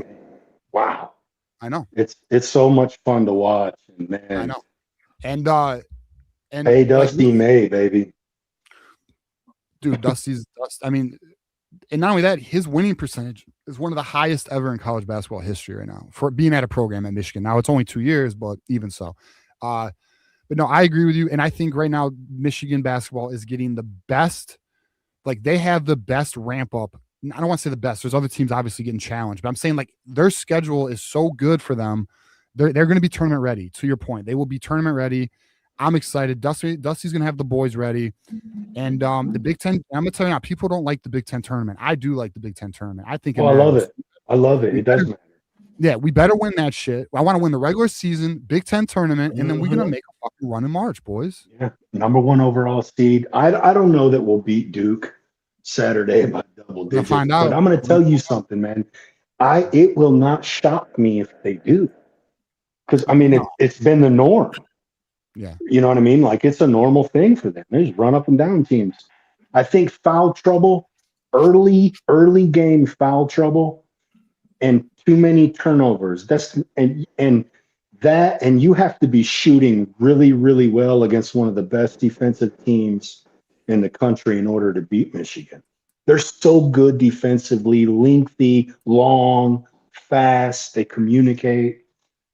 It's been a lot of fun to watch this year. I've been watching it. I agree. And again, to me, it feels like a championship type of bust thing. I mean, and if we don't win it, they still need to pay him. Yeah. Hey, to touch on football, man, this GM hire. Yeah. So McGee was fired. Who else was let go, and what were their roles? So shit, man. Who else was fired? I mean, I know Kylie Johnson. I got a question. That's why I want to.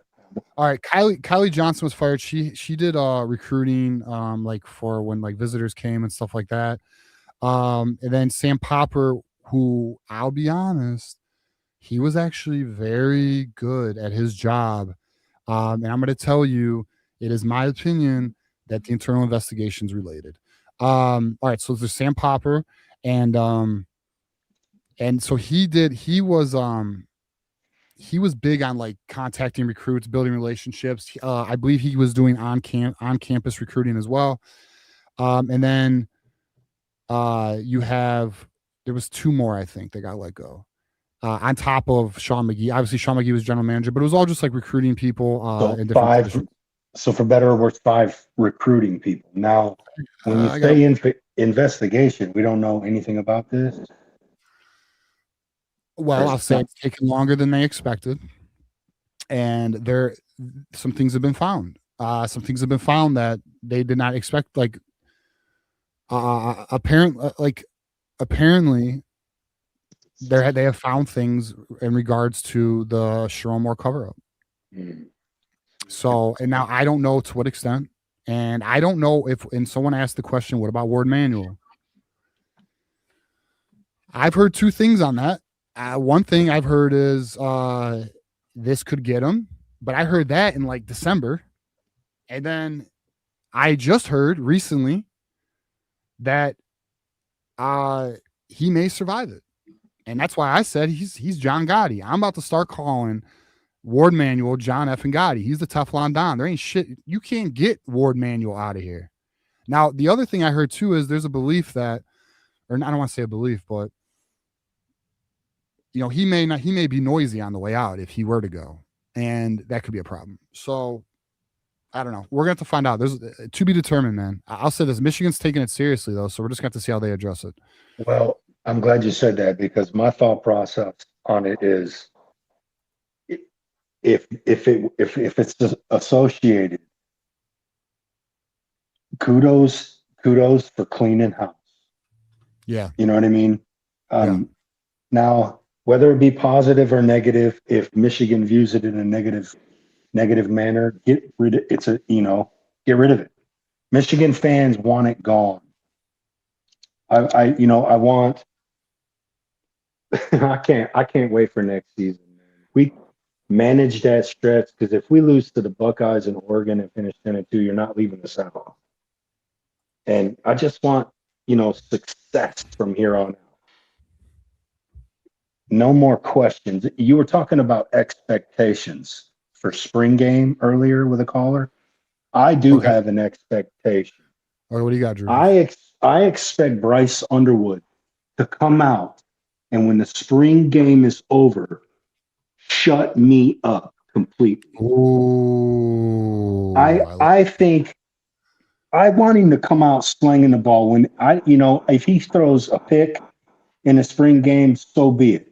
If he threw 270 yards and 2 touchdowns and ran a little bit and got touched and looked at the coach because they stopped play because he was touched, I want him to shut me up, man. Because I'll be honest, man, I liked what he did last season. With Howdy, man, we'd probably won 2 games last year. We were abysmal. I think. Yeah. And I want him to come out and when Michigan fans go to bed after the spring game that night, think, I got me a good one. You know what I mean?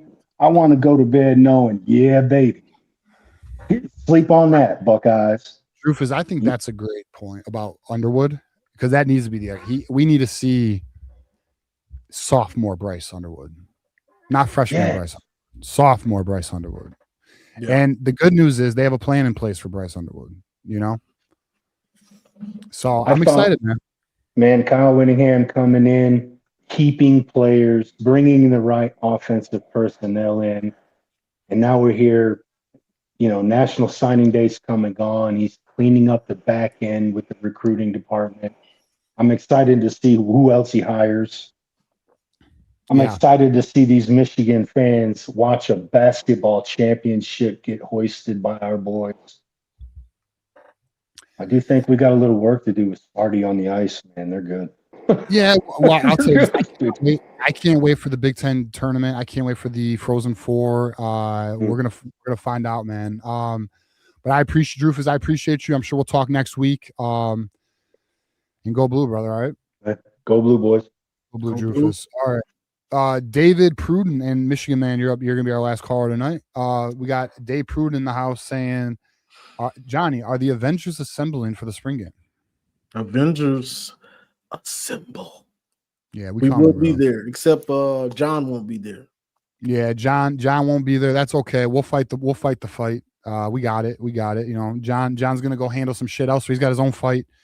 I think he'll be in Vegas for that during that week. All right, we got another super chat here from Keith Rebar. Fun exchange with TJ. First, I was like, what? All right, fun exchange with TJ. Wish we could bet on this. Ooh. Picture of two dogs busted for drag racing. Oh, Keith, minus would be off the charts. You have to bet $1 million win. Yeah. Hey, did you see that Georgia player got reckless driving today? Did you see that, another Georgia football player? I saw that. I saw something about it. I didn't really click on it though. Bro, I said we need to start betting on this shit. Like, we need a poly market. Like, when can we bet on the next driving whatever misdemeanor or whatever for Georgia? Like, I want to put money on this shit. Parlay. Yeah, we need to start putting, you know what I'm saying? Like, I'm telling you, poly market needs to get on that shit because I would be betting. We know that's gonna happen. All right. Can't miss. And then one thing I want to hit on before we get out, Taves, our Canadian friend, he goes, we ain't beating the men's team in hockey. We're gonna find out, Taves. We're gonna find out, all right, buddy. And hey, and then guess what? If we do, we get to talk shit for 4 years. Well, I guess. And so if they do, I don't think they're doing 4 nations next year. But we'll see. We'll see. All right, we got Michigan Man in the house. What's up, Michigan Man? What's going on, guys? Can you hear me? Yes, sir. Yeah, we can hear you. What's up, brother? All right, just 2 things. So the first one I have is a question, and I got just a slight follow-up to it. And I think it's a question that we all got to answer. How much do the conference championships still mean to us as like college football fans? And the other part of it too is that like you could be in a situation at the end of the season where you're 10-2, not playing in the conference championship, but you're still getting in the playoff. So like, how do you guys think about that? All right, I'm gonna be honest with you, bro. I was reading the chat and I missed your question. Can you please reframe that for me? Yeah, no problem. So my question is that as college football fans, how much do conference titles still mean to us? And the other part of the conference title conversation is that you could be 10-2 at the end of the season without playing in a conference championship game and still be getting into the playoffs. So like, what do you guys think about that? Honestly, John, you go first. Honestly, that's where you want to be for the most part. Unless you're getting a bye. Now, if you get a bye, that's different. But the conference championship don't mean that much, especially if you're 10-2. If you're going into that game 10-2, bro, you could be on the outside looking in because you lost the conference championship game. What I think sucks is the Big Ten just explored the idea of a 24-team playoff. Fucking insanity. Uh-oh. For football, there's no way you can do a 24-team playoff. Timeout. Did Dan Wetzel put out a report? Because did Dan Wetzel put out a report? Because if you did, we need to find it. I'm aware of something that could be coming. I don't know. I'll keep looking. Not to cut you off. If Dan Wetzel put out a report, let me know. Because I'm waiting on a Dan Wetzel report. All right. And maybe Drufus knows. Maybe Drufus knows, but if you don't know. But to your point on the conference, here's my opinion on it. In my opinion, I think the conference championship fucking matters. Like, that game has significance. I want to win the conference championship. Now, what sucks is what I was getting at is the Big Ten put out a 24-team playoff model.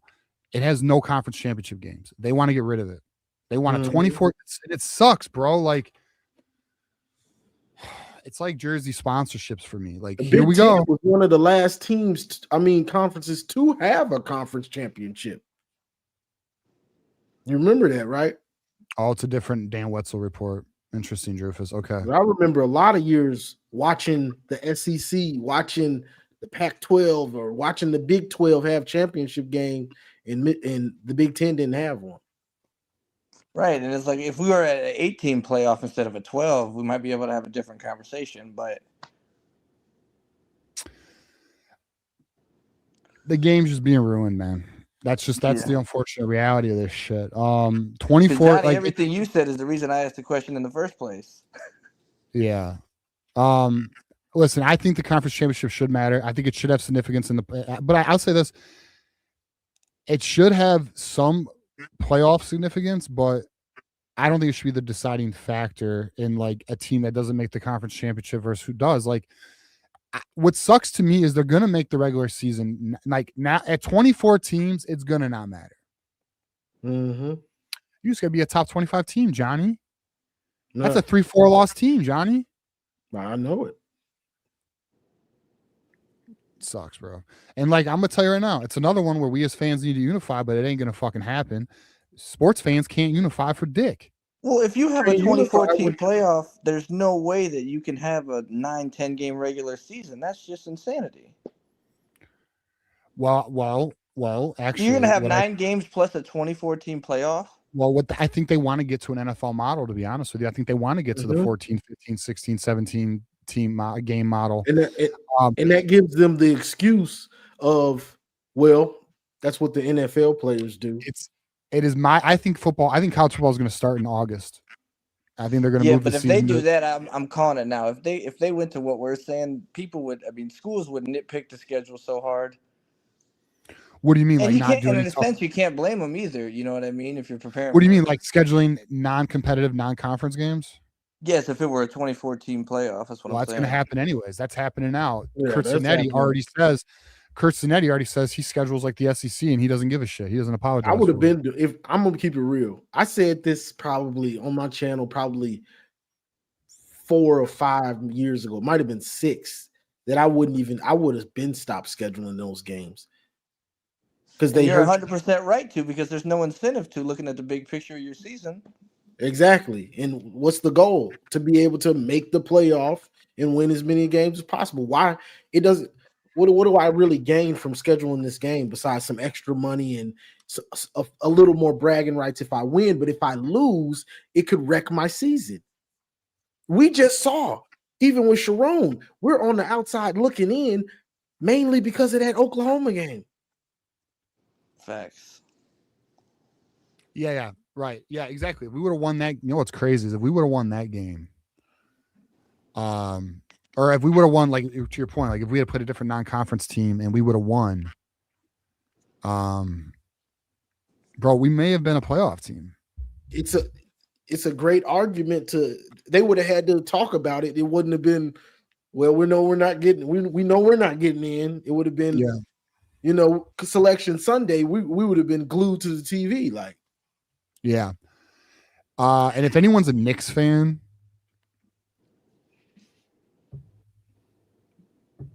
Pistons are your Who's daddy. a Knicks fan? Stephen A. Smith.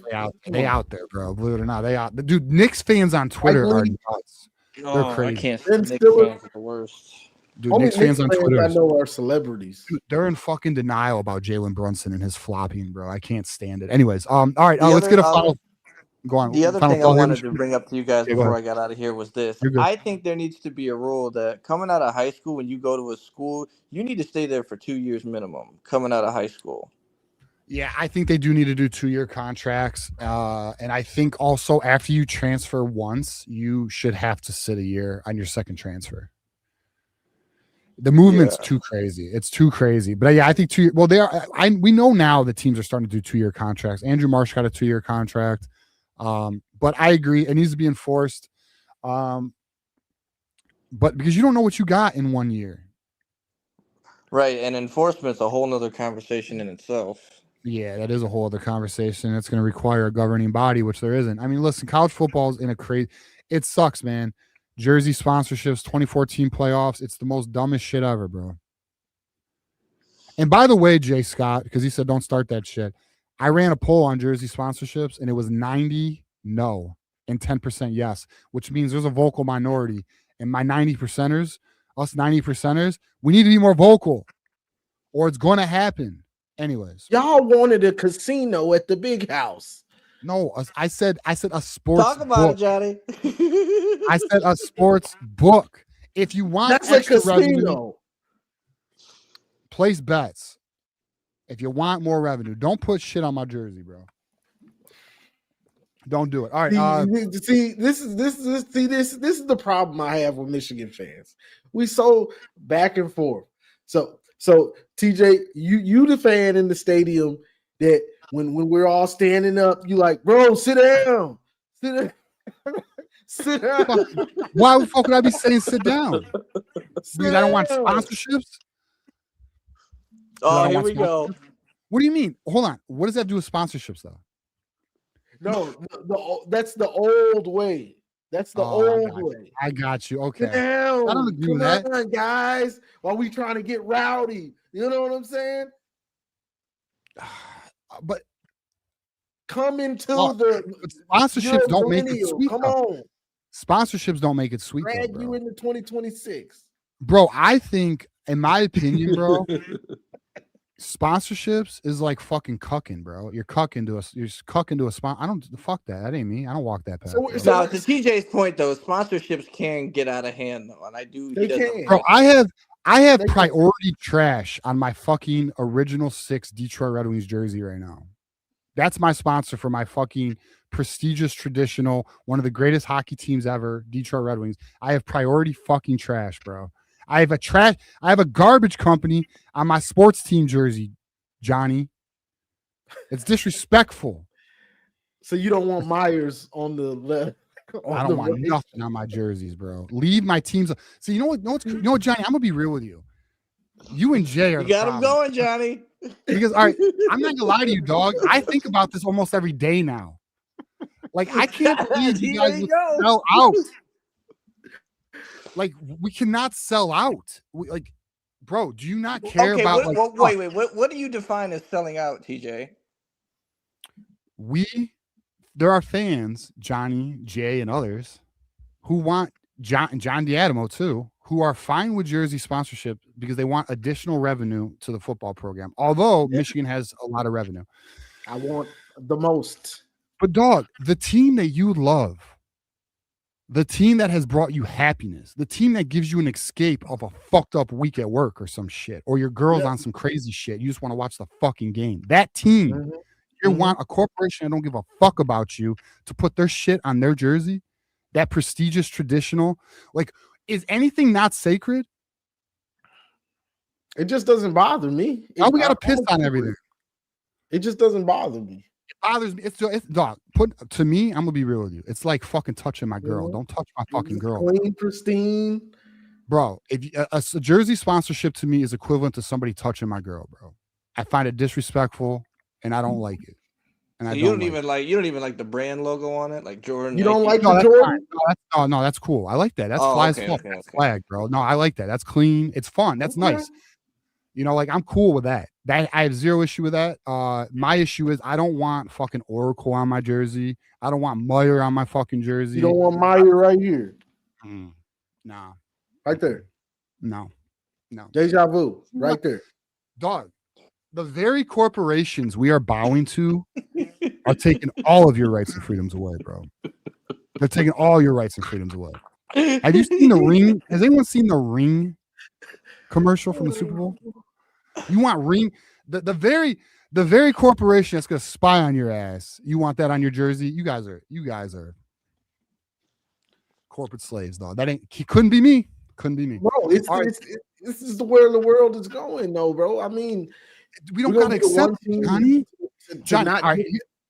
So what about the sponsorships? Are you okay with, TJ? On the jersey? You gotta be okay with something. I don't. Or you want it on the field. If Michigan wanted to put some sponsorships in the Big House because they don't do that, I'd be. Is the Big House not? See, this is my problem. The Big House is just as sacred as the jersey. Well, all right, I'm not saying change the Big House name. Like, I don't want fucking Chase Bank or fucking Comerica Big House or some dumb shit like that. Like, that's not cool. That's not cool to me. But I'm saying, like, for example, Michigan has no sponsorships in the stadium at all. And I don't want sponsorships, period. And I don't want them on the field. Little Caesars Big House. I would be willing. The only area I would bend is if they put sponsorships at the stadium, not on the stadium, not as the team, not as the stadium name. On the field, no, like by the fucking the board. They did sponsorships on the board. You know. No, I'm just saying. Would you have a problem on the field? I wouldn't like it, but don't touch my jerseys. Don't touch my jerseys, bro. That's my biggest issue. The jerseys. Just leave my jerseys alone. Don't touch them. I think Blue Bloods should never put sponsorships on their jerseys. I also think can we put it on the pants? No, that's part of the jersey. That's whole uniform. The whole uniform. Don't touch the helmet. Don't touch shit. I also got another point that I want to make, and I don't care who. This is a hot take, but I'm just going to say it. And I know it's kind of random. Lincoln Riley is a fraud. I said it. I got in an argument with a USC fan the other day because they were kind of coming at Michigan. Well, I mean, he gets his ass kicked in the playoffs.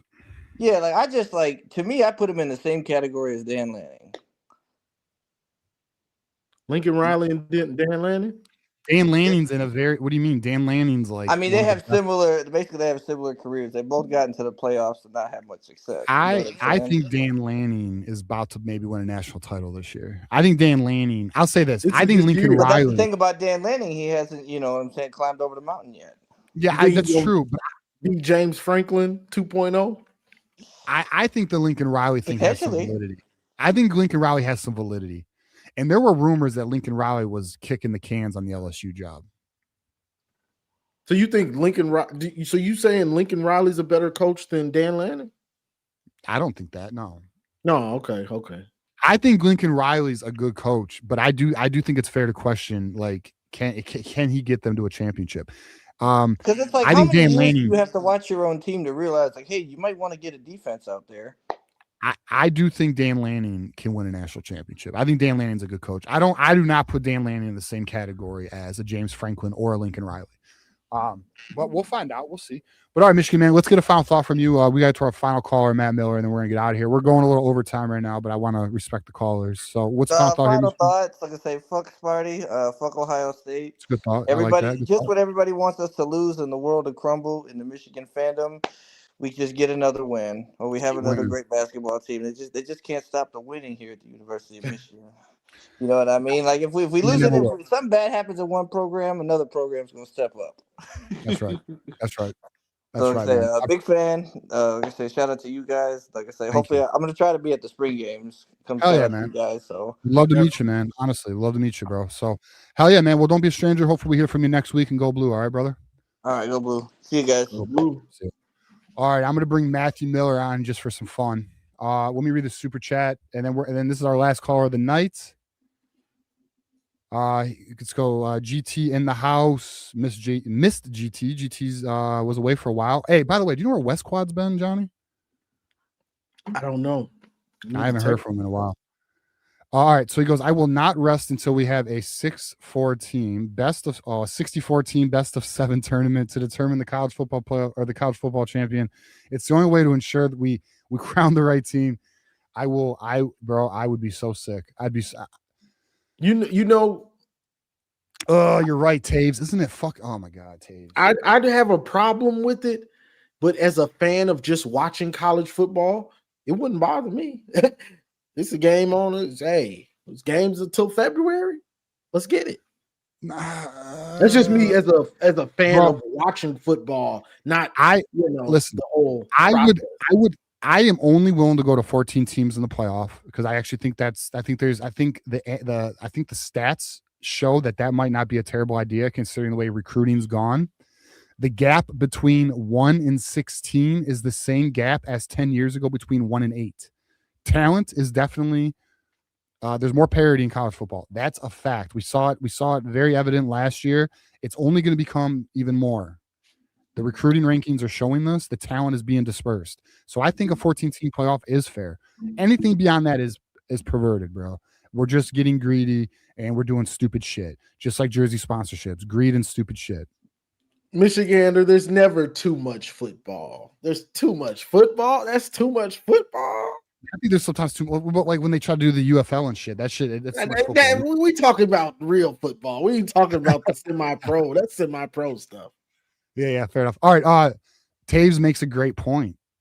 NHL has the digital ads on the boards and the ice, and it is garbage, bro. It's so fucking distracting.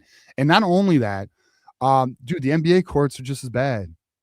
No, like y'all, because we don't, I just want everyone to know this. If we unified as fans of all teams and leagues, we would stop this shit. We would say, hey, we're not buying anything until this is gone. It wouldn't be hard to do. We could still watch our teams on TV. We just wouldn't put our money in merchandise, tickets, or fucking apparel or any of that or any of that shit. It could be done. But you know what the problem is? Ain't nobody got a goddamn backbone and no one's willing to do it. So this is why we get pissed on. We get pissed on because nobody wants to fucking unify. So that's how it's gonna go, bro. We're gonna get our fucking breadcrumbs and they're gonna say, good fans. Well, guess what? Now you're gonna have to pay for every game you want to watch. Every game. You want to watch Saturday's game, Johnny? $5. That's how it's gonna go. That's where it's heading. Just to let you know. Because fans can't stand up to this bullshit.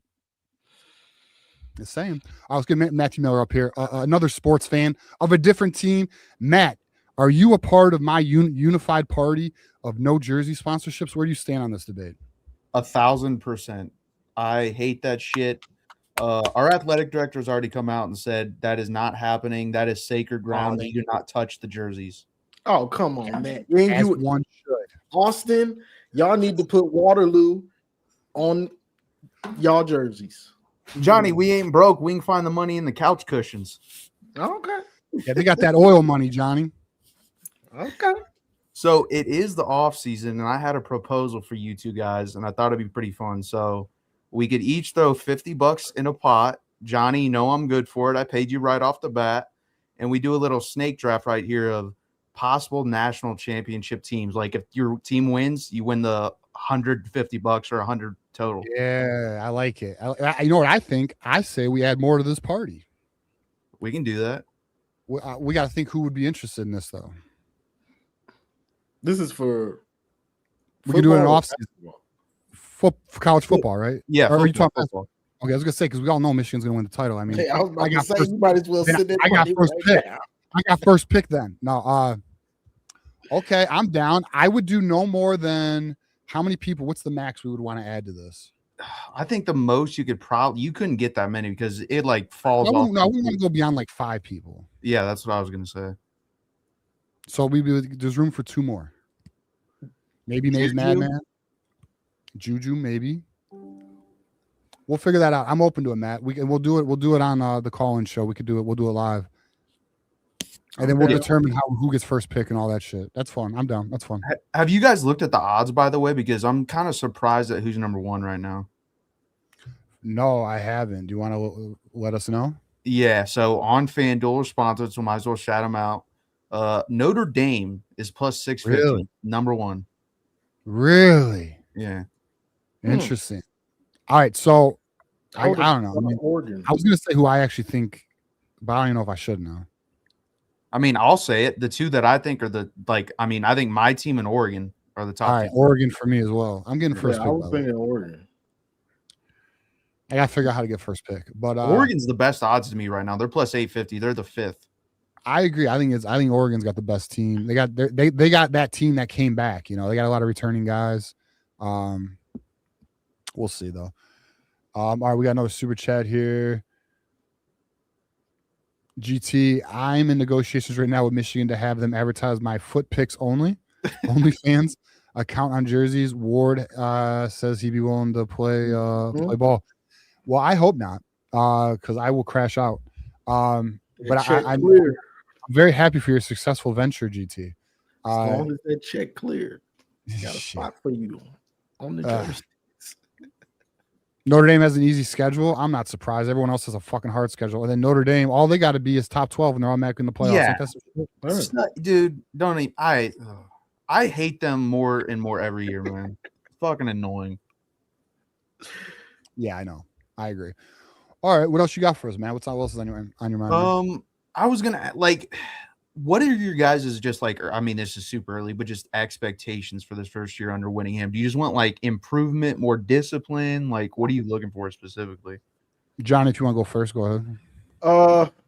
Coming from Sharon, our former coach, it's about discipline. It's about seeing discipline, and even if we lose a game, a big time game, it's about looking a certain way in that game, looking well coached. Like, man, we lost to Texas, but man, it went down to the wire. A play here, a play there, and we lost. But man, we were well coached. Like, yeah, this is looking like it's something is building. Like, these guys know what they're doing. They understand the scheme. And like 2015, Johnny, like 2015 when Harbaugh took over and that team looked way different. It looked like an actual football team. Exactly. That's the expectation, Matt. I want a football team that looks like a football team, that looks like a well-coached football team. I'm not expecting an undefeated season. I do think 10-2, they're going to need to play good ball to get to 10-2. We have a tough schedule. And another expectation, and I think I forgot who said it earlier, and I apologize. It might have been AD. But the Bryce Underwood improvement is an expectation for me. I do not want to see the same quarterback I saw at the end of the year this year, because that was a kid who was losing confidence and losing his mechanics. So the expectation is a good, sound football team that is competitive and fights. I will say this though. I do want a 10-win season. If it is 9 wins, it's not a failure of a year, but I think the team can get 10. I do. And Although see until off we the field, Bryce, I want to see the growth with Bryce off the field in the media. Yes. I want to hear him sound like a leader of men off the field, not a leader of me, a leader of men. You know what I'm saying? And that's big. That's big. That a lot of the stuff he was saying off the field, it drove me nuts last year, and I don't like that. That's not the quarterback. Quarterback don't talk like a receiver. I don't want to hear my receiver talking like Ocho Cinco or something. No, that's not how you carry yourself as a quarterback. Never have, never will. Right. It'll never work like that. There's never been a quarterback where that shit gets you fucking popped on the field is what that does. You know what I'm saying? Like Caleb Williams has a little ego to him, bro. He talks funny. And not that he talks funny, but he like talks like he's an I player, not a we player. You know what I'm saying? And exactly. Yeah, I agree. We'll see there. Now my wide receivers, I don't give a shit. Talk your shit. You know what I mean? Like you got to be crazy. Receiver, you expect them to receiver. Crazy. Now it doesn't mean you can't be it doesn't mean you can't be a wide receiver who doesn't talk shit. But like I like the wide receivers who call their shot and they back it up because you have to be an alpha dog. Sometimes you need that mentality, right? We got Jay Scott here offering another draft, Johnny. He says our helmets are more sacred than our jersey. Let's do a sponsorship draft, Johnny. He's going to do Oracle for his first pick. Got to represent the Ellisons. Johnny, I'm not gonna lie. That actually would be maybe kind of fun. Like, who do we think would be the sponsor? The reality is we probably have no idea who they'd pick. Although I would say this though, if I were the Ellisons, I would want Oracle on that jersey because I'm putting the most money in this motherfucker. Definitely. Because they ain't getting nothing out of this right now. That's a good pick. I'd probably back that up with Ford. I'll tell you right now, I'd be pissed though, bro. Fuck. That would suck, bro. I couldn't imagine buying a jersey with Oracle on it. Ugh. Or Ford. Gross. You said Ford? Yeah.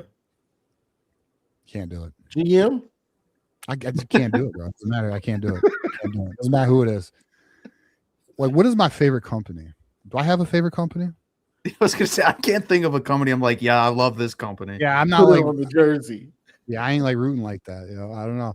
All right, appreciate it. Matt, anything else before we get out of here, man? Any final thoughts or any last anything else going on in your mind that you've been thinking about, bro? No, not really. I guess Johnny this was a while ago. After the bowl game, I appreciated your breakdown a little bit and just like talking about Arch because I think people got caught up earlier in the year of like what he was doing then and then like the progress he made towards the end of the year and like the movement in the pocket is one thing he does better than anyone in college football. Like the way he's able to navigate under pressure and stuff. Even in like if you watch modern day NFL quarterbacks are terrible at that. And it's one of those things where I was like super impressed. So I appreciated that breakdown. Yeah, because people get stuck just because you say somebody was trash early. Because I was hard on him early in the year.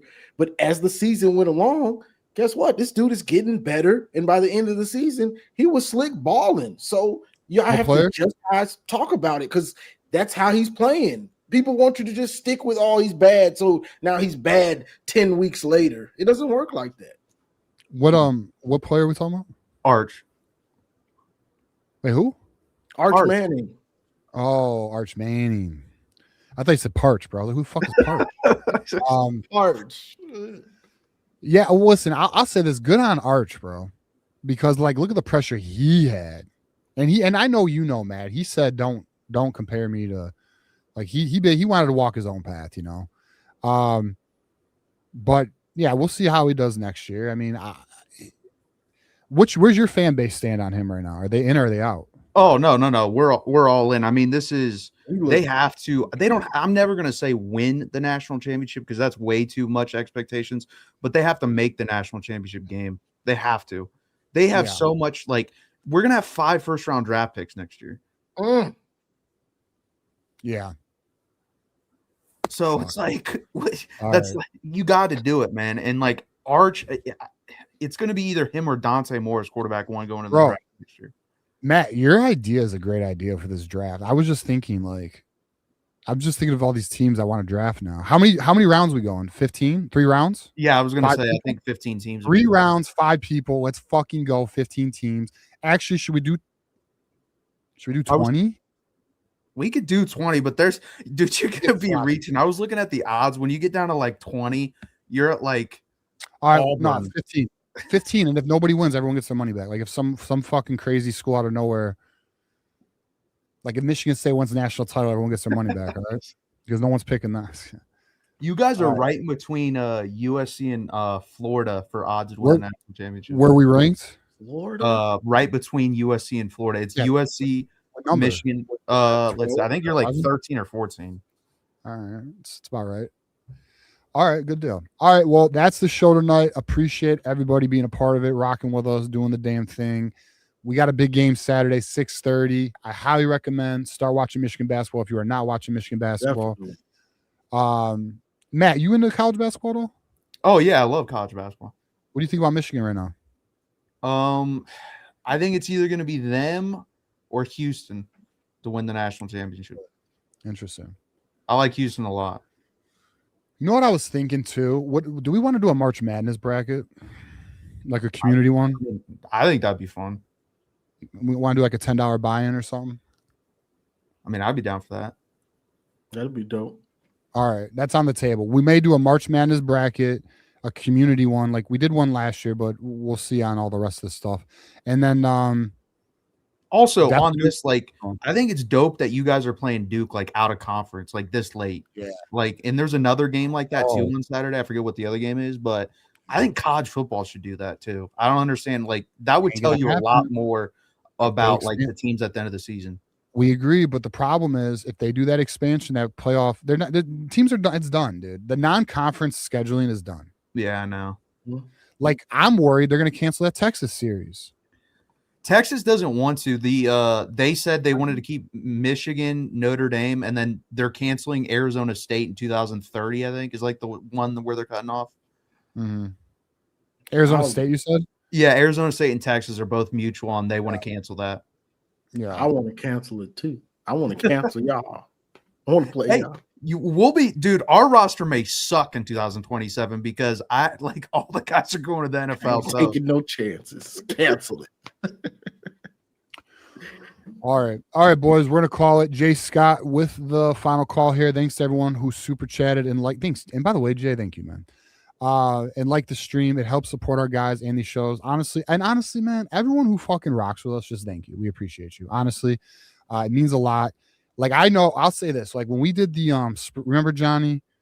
Remember we did the spring game and like we were just like, man, look how fucking dope this is. Like just like because like we all love Michigan, bro, and like it's we just we have a community where we can enjoy it together, the good and the bad, the fucking wild turns, like Sharon Moore fucking getting arrested and all that shit. And then here we are now with the #1 basketball team in the nation. It is great to be a Michigan Wolverine, baby. And I appreciate everyone who rocked with us tonight. And as you guys, actually, we'll do final thoughts before we get out here. Matt Miller, final thought before we get out here. It sucks that this is the longest off season in sports. Like I love baseball. I don't really follow the NBA anymore. I think it fucking sucks, but the Pistons are #1 in the East, if you didn't know.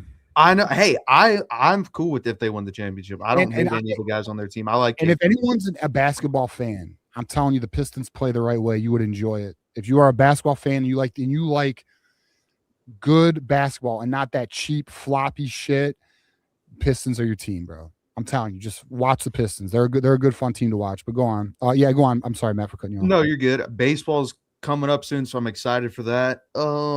That's really it, man. It just sucks that we have to wait 8-9 months to get to watch any real football. Yeah. Well, we got spring game, Matt. Yeah, we do too. We got it back this year, so I'm interested to see what that looks like. Yeah, me too. All right, Johnny, give us some final thoughts, man. Like he was saying, long off season for football, but right now we just kicking ass and taking names on the basketball court. So, buy your scissors. Get your scissors ready because we cutting down nets in March. Yeah, my ear, bro. Hell yeah. Hey, let's get we it. We got some new T-shirts we got to buy in April, my boy. We got that championship gear is gonna be nice. Mm-hmm. Can't wait to get my championship shirt, bro. I am gonna get like a bunch of them. All right. My final thought is this: just say no to jersey sponsorships. All right. I'm pushing. This is my campaign. I'm pushing it. Tell your friends, tell your family members to just say no to jersey sponsorships. We do not want this, my people. And I'm gonna tell you, if you keep giving up a little ground, they're gonna take big shit. And that big shit is you're gonna be paying for TV, you're gonna be paying for games per view. And you're starting to see it now. Guess where the Pistons game was broadcasted tonight? Where? Peacock. Amazon motherfucking Prime, bro. Dirty out here, bro. It's for sports fans getting hard out here, bro. We're just trying to watch our team, you know. Anyways, so yeah, just say no and fuck that bullshit. And as you know, it is always fuck Ohio State and it's always go blue. We are out. We out. Peace.